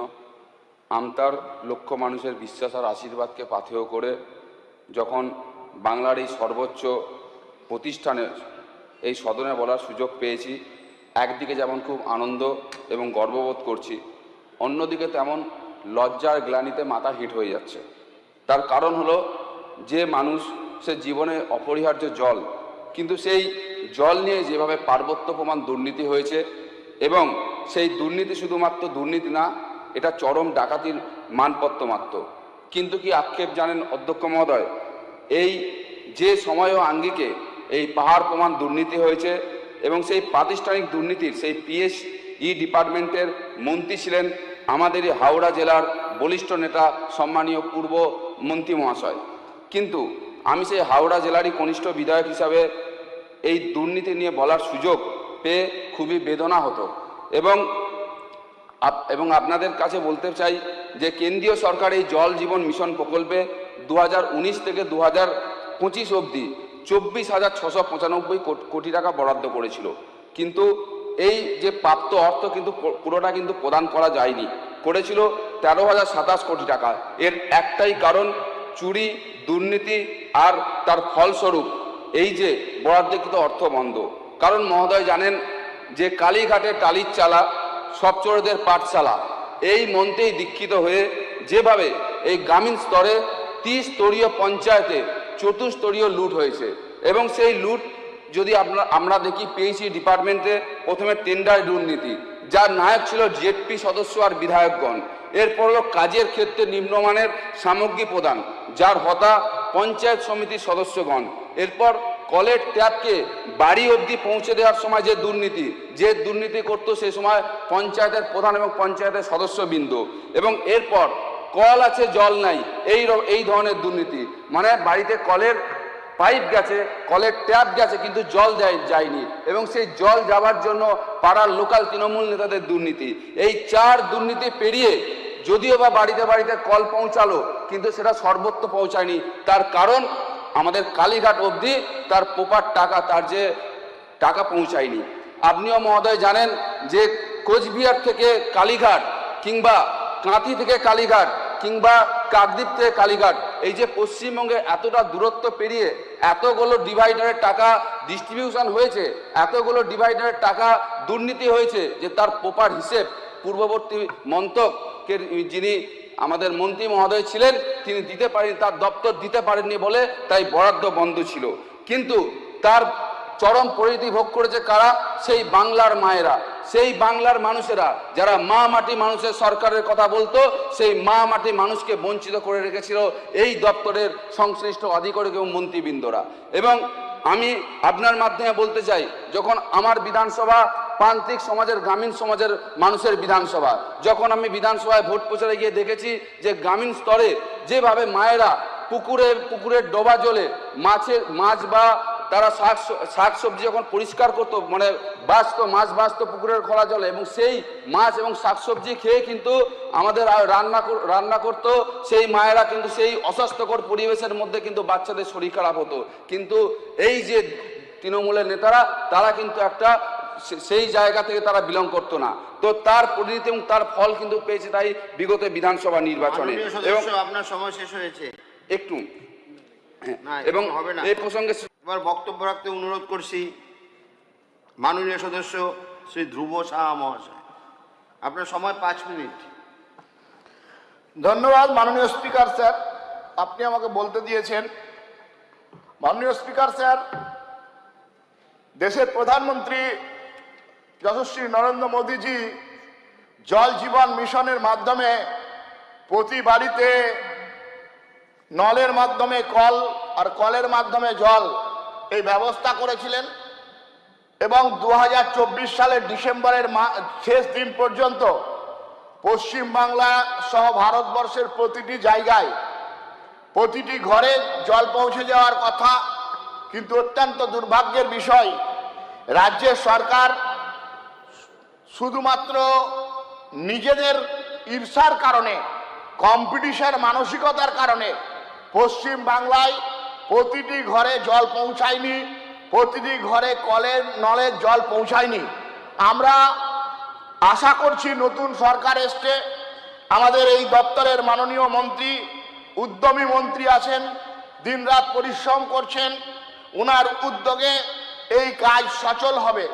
মাননীয় স্পিকার স্যার, আপনার মাধ্যমে এই দপ্তরের মন্ত্রীকে আমি বলতে চাই, যেভাবে আমি যে জেলা থেকে এই বিধানসভায় এসছি, আমাদের বীরভূম জেলার লোকপুর থেকে একদম মুরারোয়ের প্রান্তিক গ্রাম পর্যন্ত সর্বত্র পিএইচির জলের ব্যবস্থা হয়নি। এবং আপনি অবাক হয়ে যাবেন যে সাঁইথিয়া বিধানসভার দেরিয়াপুরে যে কনস্ট্রাকশন হয়েছিল সেই কনস্ট্রাকশন ভেঙে পড়েছে। আপনাকে বলতে চাই মাননীয় স্পিকার স্যার, যে ধরনের পাইপ লাগানো হয়েছে সেই পাইপ আইএসআই মার্কা পাইপও দেয়নি। অনেক গ্রাম আছে, আপনি গিয়ে দেখতে পারবেন। আমি মাননীয় মন্ত্রীকে আপনার মাধ্যমে অনুরোধ করব, আপনি তদন্ত কমিটি গঠন করুন, যে গ্রামে পাইপ খনন করা হয়েছে, পাইপের জন্য রাস্তা খনন করা হয়েছে, রাস্তা খনন করার পরে সেই পাইপের আবার ঢালাই দিয়ে রাস্তাকে অ্যাজ ইট ইজ করে দেওয়ার কথা, সেটা করানো হয়নি। আপনি সিউড়ি বিধানসভার রাজনগর বলুন এবং সিউড়ি 1 নম্বর রামপুরহাটের আপনি হিংলো অঞ্চলে দীর্ঘদিন ধরে কনস্ট্রাকশনের কাজ চলছে, সেখানে কোনো ধরনের প্রোগ্রেস হচ্ছে না। অথচ মানুষ জল পাচ্ছে না, জলের ব্যবস্থা হচ্ছে না। বিভিন্ন জায়গায় আমার বিধানসভা সহ বীরভূমের মানুষ, যেহেতু আমি রাজনৈতিক কর্মী দায়িত্বে ছিলাম, মানুষ এসে জলের জন্য বারবার বলছে। আমরা নির্বাচনের সময় প্রতিশ্রুতিও দিয়েছি যে মানুষকে তাদের ঘরে ঘরে কলের মাধ্যমে জল পৌঁছে দেব, কিন্তু মাননীয় স্পিকার স্যার, আমাদের অবাক লাগছে যে এই যে সরকারের ইঞ্জিনিয়াররা বসে আছেন বীরভূম জেলাতে সর্বত্র, তাদেরও কোনো হেলদোল নাই, বললেও কোনো কাজ হচ্ছে না। আমি আপনার মাধ্যমে মাননীয় মন্ত্রীকে বলবো এই বিষয়ে আপনি তদারকি করবেন এবং যেভাবে বিভিন্ন জায়গায় কম পয়সা দিয়ে আপনার পাইপ লাগানো হয়েছে সেই পাইপের তদন্ত করবেন, আর যেখানে যেখানে বোরিং করা হচ্ছে সেই বোরিং এর বিষয়গুলো আপনাদেরকে আমি অনুরোধ করব যে একবার তদন্ত করে দেখবেন যে সেখানে সাফিসিয়েন্ট জল আছে কিনা। অনেক জায়গাতে এই জলের কল করে দেওয়া হয়েছে মাননীয় স্পিকার স্যার, কিন্তু কলে জল পড়ছে না, প্রজেক্টের টাকা তুলে নেওয়া হয়েছে, মানুষ জল পাচ্ছে না। সেন্ট্রাল গভর্নমেন্ট টাকা দিচ্ছে, রাজ্য সরকার পার্সেন্ট তার ভাগিদারিত্ব দিচ্ছে, কিন্তু জল যেভাবে পাওয়া দরকার সেটা পাচ্ছে না। মানুষের প্রতিদিন জল একটা অত্যন্ত সমস্যার বিষয় এবং জল ছাড়া মানুষ বাঁচবে না। কিন্তু এই অত্যন্ত গুরুত্বপূর্ণ জিনিস যেটাকে নিয়ে আগে সরকার রাজনীতি করেছে, আমি আপনার মাধ্যমে বলতে চাই যাতে কোনো ধরনের রাজনীতি না হয়ে প্রত্যেকটা মানুষ দল মত জাতি পন্থ নির্বিশেষে সবাইয়ের বাড়িতে জল পৌঁছায়। দেশের যশস্বী প্রধানমন্ত্রী দেশের মানুষের সামনে কথা দিয়েছেন প্রতি ঘরে কলের মাধ্যমে জল, আর জল পেয়ে মানুষ সুখে থাকবে। জলের জন্য 2 কিলোমিটার 3 কিলোমিটার আমার বিধানসভাতে আছে যে যেতে হয়, যাতে আগামী সময় সেটা যেতে না হয় তার জন্য যারা সরকারি দপ্তরের ইঞ্জিনিয়ার আছেন, সরকারি দপ্তরের আধিকারিক আছে, তাদের উপরে সেই ধরনের ভিজিল্যান্স বসিয়ে এই কাজটাকে তদারকি করার জন্য কমিটি গঠন। আমরা 24 ঘন্টা সমাজের কাজ করি। মাননীয় মন্ত্রী যদি মনে করেন আমাদেরকেও কোনো কাজে লাগাবেন, আমরাও চাই যে সেই কাজের সঙ্গে যুক্ত থেকে মানুষের ঘরে জল পৌঁছে দিতে হবে, আর সেই জন্য আমরা দায়বদ্ধ। আমরা রাজনৈতিক কর্মী হিসাবে যে প্রতিশ্রুতি দিয়েছি প্রতিটি মানুষের ঘরে জল পৌঁছে দেব। আমরা যাতে প্রতিটি মানুষের ঘরে 24 ডিসেম্বরে না পারলেও আগামী 27 ডিসেম্বর পর্যন্ত প্রতিটি মানুষের ঘরে যাতে জল পৌঁছাতে পারি তার বিহিত ব্যবস্থা করবেন, এটাই বলার ছিল। ভালো থাকবেন, সুস্থ থাকবেন, ভারত মাতা কি জয়। মাননীয় সদস্য শ্রী শুভাশিস ওম, আপনার সময় 4 মিনিট। ধন্যবাদ স্যার। আর আমাদের যারা মন্ত্রীরা আছেন, মাননীয় মন্ত্রীদেরও আমি আজকে উল্টো রথের পবিত্র দিনের শুভেচ্ছা, সমস্ত বিধায়কদেরও শুভেচ্ছা জানাই। যে বিষয়টা নিয়ে আজকের চর্চা বা আজকের বিষয় সত্যি গুরুত্বপূর্ণ বিষয়, কারণ 2019 সালের 15ই আগস্ট মোদিজি যখন দ্বিতীয়বারের জন্য প্রধানমন্ত্রী হয়েছিলেন, তারপরে তিনি জলই যে জীবন সেই কথাকে সামনে রেখে, আর এই পৃথিবীর শ্রেষ্ঠ ঔষধ যদি কিছু থাকে তার নাম বিশুদ্ধ জল, এই কথাকে সামনে রেখে তিনি জল জীবন মিশন, যার লক্ষ্য ছিল যে প্রত্যেকটি বাড়িতে বিশুদ্ধ পানীয় জল পৌঁছে দেওয়া। সেক্ষেত্রে বলা হয়েছিল প্রত্যেকটি বাড়িতে আমরা 55 লিটার করে জল প্রত্যেক প্রতিটা ব্যক্তির জন্য আমরা বাড়িতে বাড়িতে পৌঁছে দেব। করোনার সময় কিছুটা সময় অতিবাহিত হয়তো হয়েছিল, কিন্তু 2022 সাল থেকে আমরা দেখছি, তথ্যের যদি আমরা দেখি, মাত্র যখন অন্যান্য রাজ্যগুলিতে 40-50% বাড়িতেই জল পৌঁছে গিয়েছিল, তখন আমাদের পশ্চিমবাংলায় মাত্র 5% বাড়িতে জল দেওয়া সম্ভব হয়েছিল। পরে আমরা 24 সালে দেখেছি যে অন্যান্য রাজ্যগুলিতে যখন 80% থেকে 90% পর্যন্ত জায়গায় নল গিয়েছে, জলের ব্যবস্থা হয়েছে, সোর্স তৈরি করা হয়েছে এবং প্রতিদিন 2টো সময়ে জল দেওয়া হচ্ছে, তখন আমাদের পশ্চিমবাংলায় কোথাও নল পাতা হয়েছে, আর সেই যে পাইপ পাতা হয়েছে তার মান এতটাই খারাপ। অর্থাৎ মোদিজি জল দেওয়ার জন্য জলের মতো অর্থ দিয়েছেন পশ্চিমবাংলাকে, কিন্তু সেই জলের নল যে দুর্নীতি হয়েছে তা মাটি চাপা পড়ে গিয়েছে। আমি মাননীয় মন্ত্রীকে বলতে চাই যে মাটি চাপা পাইপ আসলে কোন পাইপ ছিল, কী ধরনের দুর্নীতি হয়েছে মাটি চাপা, ওর সম্পূর্ণ তদন্ত করুন।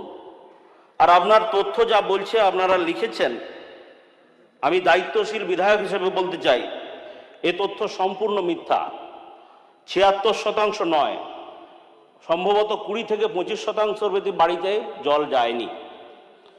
বিদ্যালয়গুলোর ৩৭%তে নাকি জল পৌঁছে গিয়েছে। আমার বিধানসভায় একটি বিদ্যালয়েও জল যায়নি, আমি নিশ্চিতভাবে আপনাকে বলতে পারি। অঙ্গনওয়াড়ির ক্ষেত্রে অঙ্গনওয়াড়িতেও নাকি জল দেওয়া হয়েছে, এগুলোও যায়নি। স্বাস্থ্যকেন্দ্রে জল দেওয়ার ব্যবস্থা, তাতেও নল হয়েছে, কোথাও কোথাও ট্যাবের ব্যবস্থা হয়েছে, কিন্তু জল যায়নি। এখানে দাবি করা হয়েছে যে ৯৯ লক্ষ পরিবারে নাকি বিশুদ্ধ জল পৌঁছে গিয়েছে জল জীবন মিশনের মাধ্যমে। এটিও সর্বৈব মিথ্যে এবং এর সম্পূর্ণ তদন্ত আমি দাবি করছি। এই টাকা কারা লুট করেছে এবং কিভাবে এর দুর্নীতি হয়েছে তার সম্পূর্ণ তদন্ত হোক। এবং আগামী বছর শুনেছি আমাদের সরকার এসছে, তার আগেই বিরাট টাকা বরাদ্দ হয়ে গিয়েছে ৩১শে মার্চ ২০২৬ পর্যন্ত ২,৯৩,৩৯,২২,১৬৮ টাকা বরাদ্দ হয়ে গিয়েছে। এই যে বিরাট পরিমাণ টাকা বরাদ্দ হয়েছে, এতে কি কাজ হয়েছে সেটাও মাননীয় মন্ত্রীকে আমি অনুরোধ করব এই বিষয়ে তদারকি করার জন্য। আর আমরা সামনে লক্ষ্য রেখেছি ৫০ লক্ষ বাড়িতে সংযোগ দেব, সংযোগ দিন। তো আরও একটি দুর্নীতি যেটা আমার চোখে পড়েছে, এক্ষেত্রে প্রত্যেকটি ট্যাঙ্কের জন্য, সোর্সের জন্য ২টি করে পাম্প দেওয়া হচ্ছে। তো দেখা যাচ্ছে জল পৌঁছাচ্ছে না, কিন্তু পাম্প দেওয়ার জন্য যে ব্যক্তি একটি করে কাজ দেওয়া হয়েছে তারা বেতনও পাচ্ছে। তাহলে যে জল জীবন মিশনের লক্ষ্য নিয়ে সরকার এগিয়েছিল, জল প্রত্যেকটি বাড়িতে পৌঁছাবে, তাতে দেখা যাচ্ছে জল বাড়িতে পৌঁছাচ্ছে না, কিন্তু কিছু ব্যক্তি চাকরি পেয়ে গিয়েছেন। কিভাবে দুর্নীতি করে চাকরি দেওয়া হচ্ছে জানা নেই, আর চাকরির পরে তারা বেতনও পাচ্ছেন। অর্থাৎ কাজ হচ্ছে না, কিন্তু কোনো না কোনোভাবে সরকারি অর্থের অপব্যয় হচ্ছে। এ বিষয়ে আপনার দৃষ্টি আকর্ষণ করছি। আরও কয়েকটি বিষয় আমি বলতে চাই যে মমতা ব্যানার্জি ভূতপূর্ব মুখ্যমন্ত্রী বলেছিলেন যে এনার এই প্রকল্পটির প্রতি তার অনীহা ছিল। তিনি বলেছিলেন এত খরচ আর প্রচার শুধু কেন্দ্রের হবে, তাই এসব প্রকল্প করার প্রয়োজন নেই। তা সেই প্রভাবই নিশ্চয়ই পড়েছে। তাই আজ পর্যন্ত এই প্রকল্পটি যখন অন্যান্য রাজ্য প্রায় ৯০% শেষ হয়ে গেছে। ধন্যবাদ। মাননীয় সদস্য শ্রী সুখেন কুমার বাগদি, সময় আপনার ৪ মিনিট। নমস্কার, আমি মাননীয় অধ্যক্ষ মহাশয়, আমি বড়ুয়া বিধানসভার কিছু তথ্য তুলে এই হাউসে জানাচ্ছি। নমস্কার স্যার। বিষয় হচ্ছে যে পিএইচ থেকে যে 4 ফুট রাস্তা কেটে যে মাঝে নালা করে নিয়ে গেছে, তো 4 ফুট রাস্তা কোনো রকমভাবে পাইপ বসিয়েছে, কিন্তু কোনো রকমভাবে সেটাকে সারাই করেনি। অনেক ছেলে মেয়ে স্কুল যাওয়ার ফলে অনেক জায়গায় অ্যাক্সিডেন্ট হয়ে যায়, কারণ এইভাবে প্রত্যেক বড়ুয়া বিধানসভায় প্রত্যেক রাস্তা মাঝখানে কেটে একটা এমন বিপর্যয় ডেকে এনেছে না, প্রত্যেক দিন অ্যাক্সিডেন্ট হচ্ছে। যেমন পাঁচতুপি চতুর্মুখী রাস্তার সম্মুখে যে প্রায় 20টা বিদ্যালয়ে ছেলেমেয়েরা শিক্ষা নিতে যায়। তো ব্যাপারটা হচ্ছে যে সেই রাস্তার মধ্যে যে এমন যানজট দেখা দিয়েছে, সেই রাস্তাতে শুধুই খালি অ্যাক্সিডেন্ট হয়, হাত পা ভাঙে, কেউ মোটর সাইকেল নিয়ে যায়, এবং সেখানে একটা বাজার আছে, সেই বাজারের মাধ্যমে চতুর্মুখী রাস্তা দিয়ে যেদিকে যায় রাস্তা খারাপ, এবং যেসব পাইপগুলা বসিয়েছে নিম্নমানের পাইপ, সেই পাইপ বসেছে, কিন্তু কল প্রত্যেক বাড়ি বাড়ি এখনো পর্যন্ত পৌঁছায়নি। যদি বা কোনো বাড়িতে পৌঁছিয়েছে, কোনো রকম জল দিতে গিয়ে খালি কেঁচো বেরিয়েছে। এবং আমার মনে হচ্ছে দূষিত করতে গিয়ে মানে দূষিত হয়ে যাচ্ছে। কারণ এইটা খুব চিন্তা ভাবনা করে দেখতে হবে স্যার, কারণ মানুষের যে পরিষেবাটা পিএইচ দিতে যাচ্ছে সেটা তৃণমূল সরকার গত গত গত পঞ্চায়েত এবং যে তৃণমূল সরকার ছিল তারা শুধু পাইপ নিম্ন মানের পাইপ বসিয়ে এবং সেই পাইপে কোনো রকম জল যায় না, এখনো পর্যন্ত রাস্তা কোনোভাবেই সারানো হয়নি। যেমনকার রাস্তা একটা 4 ফুট রাস্তা যদি মাঝে কেটে দেয় তাহলে সেই রাস্তাতে কিভাবে মানুষ যাতায়াত করে, এইটুকু বলার ছিল স্যার। নমস্কার। ধন্যবাদ। মাননীয় সদস্য শ্রী দিলীপ সাহা, আপনার সময় 4 মিনিট। নমস্কার স্যার, মাননীয় স্পিকার স্যার, আমি নবগ্রাম বিধানসভা এলাকার অত্যন্ত গুরুত্বপূর্ণ একটি বিষয়, যে বিষয় হচ্ছে জল জীবন মিশন, পরিশুদ্ধ পানীয় জলের সরবরাহ বিষয়ে আপনার মাধ্যমে মাননীয় জনস্বাস্থ্য ও কারিগরি দপ্তরের মন্ত্রী মহোদয়ের দৃষ্টি আকর্ষণ করতে চাই। মাননীয় প্রধানমন্ত্রী নরেন্দ্র মোদীর হাত ধরে জল জীবন মিশন প্রকল্পের নবগ্রাম ব্লকের একটি surface water beds pride water supply স্কিমের কাজ শুরু হয়েছে। এই মহতী উদ্যোগের মাধ্যমে শুধু মুর্শিদাবাদ জেলা নবগ্রাম নয়, পার্শ্ববর্তী বহরমপুর, মুর্শিদাবাদ, জয়াগঞ্জ এবং বিস্তৃত অংশের মানুষ উপকৃত হবেন। নবগ্রাম বিধানসভার এলাকায় আদিবাসী নির্ভর গ্রামগুলিতে নিরাপদ পানীয় জলের এই সরবরাহ জীবনে গুরুত্বপূর্ণ উন্নয়ন আনবে। ভাগীরথী নদীর জল এই প্রকল্পের মাধ্যমে পানযোগ্য হয়ে 22টি ওভারহেড রিজার্ভারের মাধ্যমে 159টি মৌজার 236টি বেশি গ্রামের প্রতিটি বাড়ি বাড়ি পৌঁছে যাবে। আগামী দিনে 1 লক্ষেরও বেশি পরিবার এবং 5 লক্ষ বেশি মানুষের এই প্রকল্পের মাধ্যমে উপকৃত হবে। স্পিকার স্যার, এই প্রকল্পে প্রায় 333 কোটি টাকা খরচ হওয়ার কথা, কিন্তু এখনও অবধি প্রায় 199 কোটি টাকা খরচ হয়ে গেছে। বিগত সরকারের ব্যর্থতার পর্যাপ্ত ফান্ড না মেলায় প্রকল্পের কাজ থমকে রয়েছে। প্রায় 46 কোটি টাকা বিল বকেয়া থাকায় কাজ অসম্পূর্ণ রয়েছে। 2027 সালের ডিসেম্বর মাসের মাধ্যমে এই প্রকল্পের কাজ সম্পূর্ণ হওয়ার কথা থাকলেও ফান্ড না মেলায় এই কাজ শেষ করা হয়নি। তা নিয়ে এলাকার মানুষ উদ্বিগ্ন। এতে মানুষ সম্পূর্ণ নবগ্রাম ছাড়াও বহরমপুর, মুর্শিদাবাদ, জয়াগঞ্জ ব্লকে লক্ষ লক্ষ মানুষ পানীয় জলের সুবিধা থেকে বঞ্চিত হচ্ছেন। আশা রাখি আপনি এই বিষয়ে দৃষ্টিপাত করবেন এবং প্রয়োজনীয় অর্থ বরাদ্দ করে এই প্রকল্পের কাজ দ্রুত শেষ করা সেই বিষয়ে নিশ্চিত করবেন। মাননীয় স্যার, এই যে আমাদের জল জীবন মিশনের একটা নবগ্রাম বিধানসভাতে 333 কোটি টাকা যে মঞ্জুর করেছিলেন, তার মধ্যে 199 কোটি টাকা যে বরাদ্দ খরচ হয়ে গেছে, এটা একটা তদন্ত হওয়া দরকার। কারণ এখনও প্রকল্পের বিন্দুমাত্র কোনো জায়গায় পৌঁছায়নি। এই যে 22টা ওভারের ট্যাঙ্ক, যে রিজার্ভার ট্যাঙ্ক মাধ্যমে যে কাজ শুরু হয়েছে, সেটা প্রকল্পটা যে থেমে আছে, এই কাজের মান আমরা দেখেছি। সেখানে পাইপের মাথায় পাইপ নেই, কাজের মান খুব নিম্নমানের। এবার এই কারণে আমাদের এখানকার যে আইসিডিএস সেন্টার আছে, সেখানে প্রায় 493টি আইসিডিএস সেন্টার এবং প্রায় 208টি প্রাইমারি স্কুল এবং হাই স্কুল 25টা এবং একটি কলেজ আছে।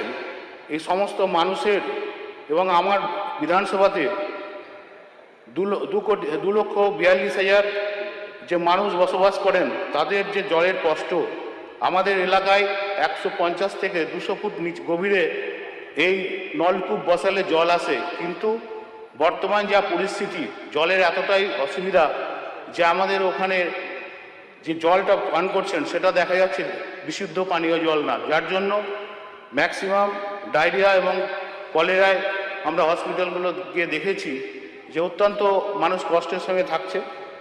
আমি আপনার মাননীয় মন্ত্রীর কাছে আমি আবেদন করছি যে এত টাকার প্রকল্প কেন এখনো পর্যন্ত প্রায় 70% টাকা খরচ হয়ে গেছে, এবং এখন বলছে ডিপার্টমেন্ট 46 কোটি টাকা বকেয়া বিল না থাকার জন্য আমরা কাজ সম্পন্ন করতে পারছি না। এই বিষয়ে সঠিক তদন্ত করিয়া যাতে এই প্রকল্পটি প্রধানমন্ত্রীর যে দপ্তরের হাত ধরে জল জীবন মিশন প্রকল্প এটা সুষ্ঠু এবং সুন্দরভাবে হয়, তার জন্য আমি আপনার মন্ত্রীর কাছে আবেদন রাখছি। নমস্কার। মাননীয় সদস্য শ্রী বঙ্কিমচন্দ্র ঘোষ। ধন্যবাদ স্যার। সময় আপনার 5 মিনিট। আপনাকে ধন্যবাদ, অভিনন্দন জানিয়ে এই মহতী সদনে আমাদের এমআইসি যারা আছেন এবং সর্বোপরি আমার সহকর্মীবৃন্দ যারা এখানে আছেন সবাইকে আমার আন্তরিক শুভেচ্ছা অভিনন্দন। পশ্চিমবঙ্গ সরকারের জনস্বাস্থ্য কারিগরি বিভাগের ভারপ্রাপ্ত মন্ত্রী ডক্টর অজয় কুমার পোদ্দার 45 নম্বর দাবিতে এখানে যে বাজেট পেশ করেছেন বা বাজেট ভাষণ দিয়েছেন, সেই ভাষণে তিনি 12,935 কোটি 33,19,000 টাকা বরাদ্দ করেছেন। 2025-26 সাল যে অর্থ বরাদ্দ হয়েছিল তার থেকে এবারে তা 3 গুণ তিনি বৃদ্ধি করেছেন। স্যার, এখানে সরকার পক্ষ বিরোধী পক্ষ অনেকেই আলোচনা করেছেন, তো তাদের যা সুর আমার সুর প্রায় একই সুর, নতুনত্ব কিছু নেই। সবাই জানেন যে জল মানুষের জীবনে অপরিহার্য, জল হচ্ছে মানুষের জীবন, জল ছাড়া মানুষ বাঁচতে পারে না। স্যার, আপনি আমাদের সংসদীয় ব্যবস্থা চালু হওয়ার পর এখানে কংগ্রেস 28 বছর রাজত্ব করেছে, বামফ্রন্ট এখানে 34 বছর রাজত্ব করেছে, তৃণমূল এখানে 15 বছর, তৃণমূলের সরকার 15 বছর রাজত্ব করেছে। আমি দেখছিলাম এই 3 সরকারের যে সময়কাল যোগ দিয়ে প্রায় 77 বছর স্যার অতিক্রম হয়েছে। এই হাউসে সরকার পক্ষ বিরোধী পক্ষ সব পক্ষই 77 বছর ধরে এই জল নিয়ে আলোচনা করেছেন। আমরা যদি রেকর্ড রুমে যাই, ওখানে প্রসিডিংয়ে প্রত্যেকের বক্তব্য ওখানে রেকর্ড করা আছে।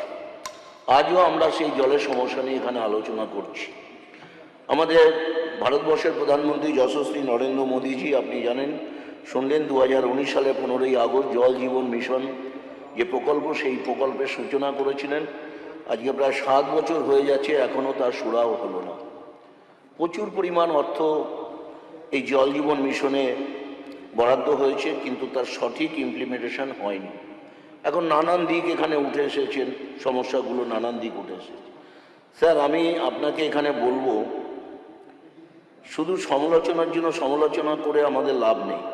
অতীতে যা হয়েছে সেখান থেকে আমি এর আগের দিনও বলছিলাম, আমাদের শিক্ষা নিয়ে আমাদের নতুনভাবে এগোতে হবে। এখন এখানে অনেকে অনেক বিষয় বলেছে। আমি স্যার বলতে পারি, আমাদের জলে যে বিশেষজ্ঞরা সারা বিশ্বব্যাপী বিশ্লেষণ করছেন, তারা আমাদের ভারতবাসীকে অ্যালার্মিং করছেন, আমাদের রাজ্যের মানুষকে অ্যালার্মিং করছেন। আগামী 20-25 বছর পর মাটির ভূগর্ভস্থ জল আর আমরা হয়তো পাবো না। তার কারণ হিসাবে এখানে কেউ কেউ বলেছেন, জলের যে যথেচ্ছাচার অপচয় যেভাবে হচ্ছে, তাতে মাটির ভূগর্ভস্থ জল ক্রমশ কমছে। স্যার, একটা চলতি কথা আছে, বাঙালিদের বাড়ি, পাঞ্জাবিদের গাড়ি আর মুসলমানদের হাড়ি। তো বাঙালিদের স্যার যে বাড়ি করার যে একটা অন্তর্নিহিত লোভ, 2.5 কাঠা জমির ওপর একটা বাড়ি হলে তার দুপাশ দিয়ে 3 ফুট ছাড় দেওয়া হয়, সেই 3 ফুটও কংক্রিট দিয়ে ঢালাই করে দেওয়া হয়। যে কোটি কোটি কোটি কোটি কনস্ট্রাকশন হচ্ছে, ফলে আকাশ থেকে যে জল মাটিতে আসছে, সেই জল এই কংক্রিটের কারণে বাধাপ্রাপ্ত হচ্ছে, মাটির নিচে যেতে পারছে না। আমি একটা তথ্যে দেখেছিলাম, 100 ভাগের মধ্যে 24% জল মাটির নিচে যাচ্ছে আর 76% জল মাটির ওপরে থাকছে। ফলে এটা একটা খুব বিপদের দিক। এখনই পরিস্থিত পানীয় জল অন্যান্য রাজ্যে দেখবেন কেনা শুরু হয়ে গেছে। তো সেখানে দাঁড়িয়ে আমাদের রাজ্যে ভারত সরকারের প্রধানমন্ত্রী মানুষ যাতে পরিস্থিত পানীয় জল পায়, তার জন্য যে পরিমাণ অর্থ বরাদ্দ করেছে, তার যে ইমপ্লিমেন্টেশন সেটা কার্যকরী হয়নি। তার কারণ হিসেবে অনেকেই বলেছেন যে দেখুন, করাপশন আমাদের রাজ্যের একটা ভয়ঙ্কর বিপদ।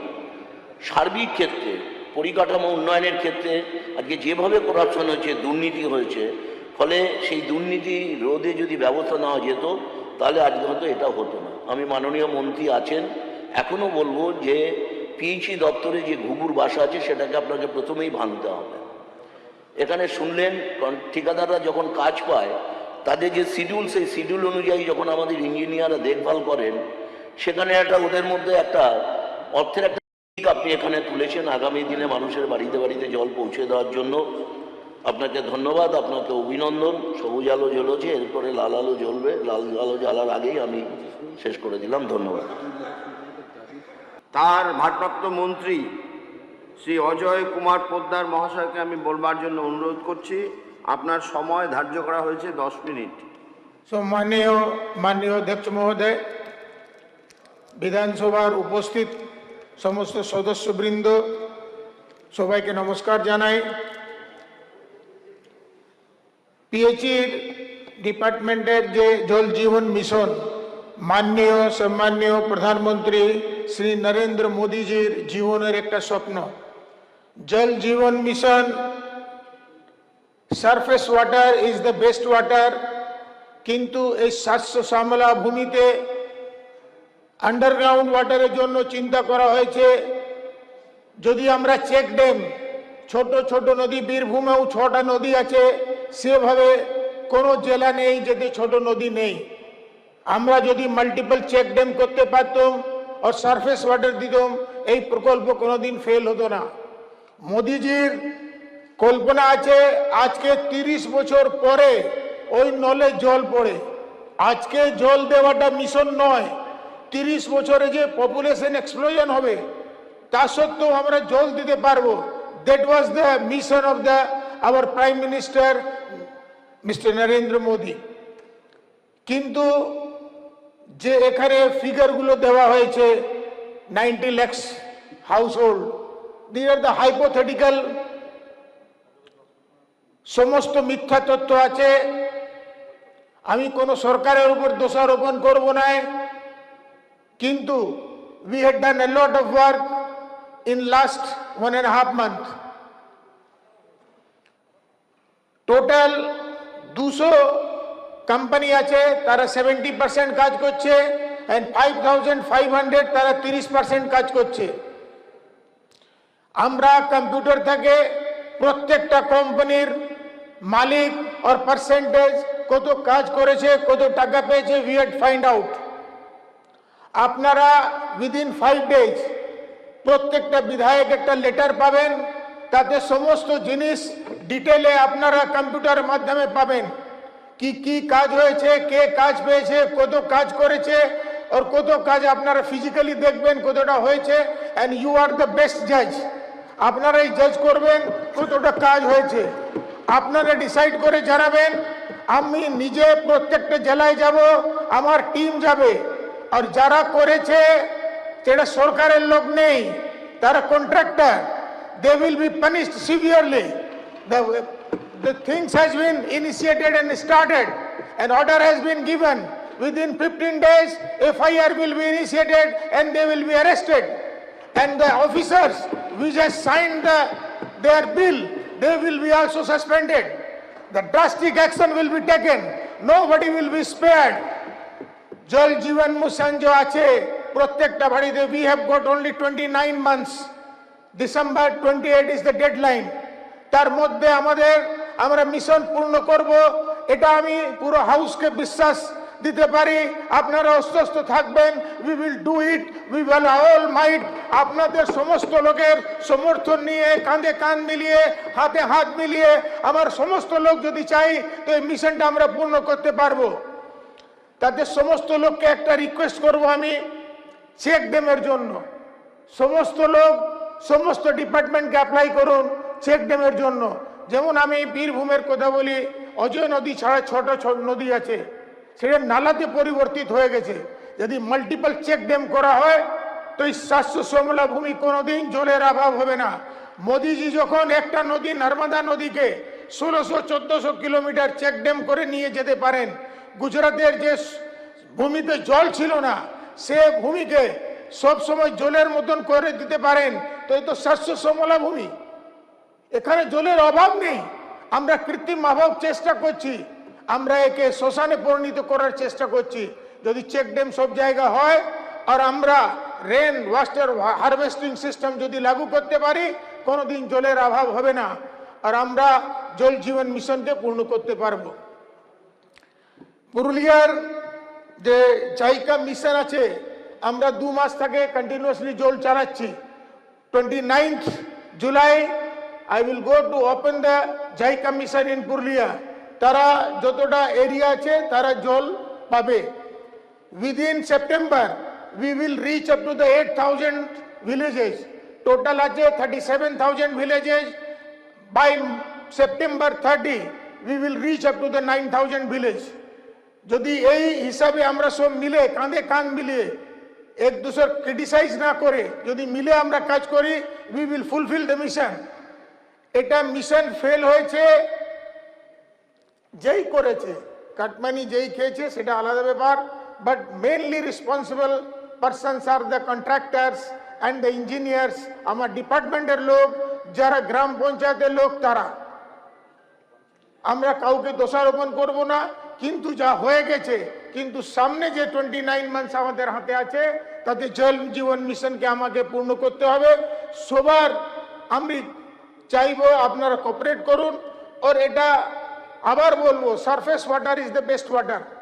তাতে আর্সেনিক, ফসফরাস, কোনো মাল্টিপল জিনিসের অভাব থাকবে না।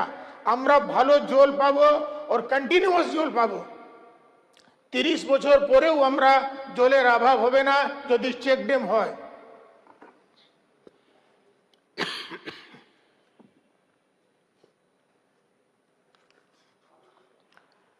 বাজেটের টাকা কোনো বড় জিনিস নেই, how you spend the money is important. আপনি আপনার ছেলেকে 100 টাকা দিয়ে বাজার পাঠালেন, ওই 100 টাকার জিনিস 90 টাকাতে নিয়ে আসতে পারে। আর একটা ছেলে 10 টাকার জিনিস বাড়িতে রেখে 90 টাকা হাবিস করে দিতে পারে। তো amount of budget is not important, how you spend the money is very important. তার পিছনে আপনার কতটা সদবুদ্ধি, আপনার কতটা ইচ্ছা শক্তি, কতটা আপনি করতে চান, these are the very important things in the budget. Budget একটা খেলা আছে, it is a magic figures. You can rotate the figure anyway, but what you do is the main thing. অনেক সময় দেখবেন the amount of the budget is inversely proportional to the time taken. ইলেকট্রনিক্সের budget আছে, অ্যাটমিকের budget আছে, কেউ কিছু জানে না। 10,000 কোটি টাকা, তাতে চায়ের খরচ করতে হলে 2.5 ঘন্টাও হবে আর তার স্পিচ 10 মিনিটে হবে। তো we should not spend the time in the filthy discussions. আমরা সব মিলে কি করে জল মিশনকে পূর্ণ করতে পারবো সেটাই আমাদের লক্ষ্য। সবই সদস্যগুলো যে ইয়ার ফাইন পয়েন্টসগুলো আছে, তারা মিস্টার জানা সিনিয়র লোক, উনি বলেছেন যে একটা একটা জিনিসকে উনি থ্রেড অ্যান্ড বায়ার উনি ডিসক্রাইব করেছেন, মোবাইল ল্যাবরেটরি থেকে আরম্ভ করে সমস্ত জিনিস উনি বলেছেন। ফাইনার পয়েন্টস যে আছে ইয়ার কেউ বিরোধ করার এমন কিছু নেই, আর আমি এমন কোনো ভাষা শুনি নেই যে আমি বলবো। উনি বলেছেন আশা কর্মী থেকে আরম্ভ করে সবাইকে ইনভলভ করা হয়েছে, that is a nice thing. যদি সব মিলে যতটা ডিপার্টমেন্ট আছে সব মিলে এতে সহযোগিতা করে, তো এটা পশ্চিমবাংলার জন্য একটা দিশা নির্দেশ কিংবা এটি হলো মাইলস্টোন ফর আওয়ার স্টেট।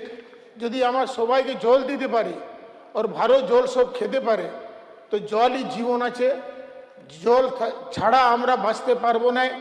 না খেয়ে 2 দিন 4 দিন থাকতে পারি, কিন্তু জল না থাকলে আমরা থাকতে পারবো না।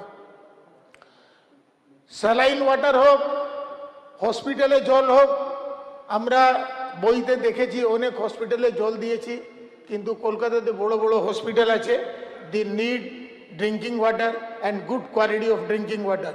যদি আমরা রোগীদেরকেও জল না দিতে পারি, মানুষকে জল দিতে না পারি, তো আমরা ব্যর্থ। তো আমি বেশি সময় নেব না, আমি সমস্ত হাউসই সমর্থন করেছে, এই জন্য আমার বিরোধী বলাতে কিছু নেই, এই জন্য আমি শেষ করছি। সবাইকে ধন্যবাদ দিচ্ছি। করুন।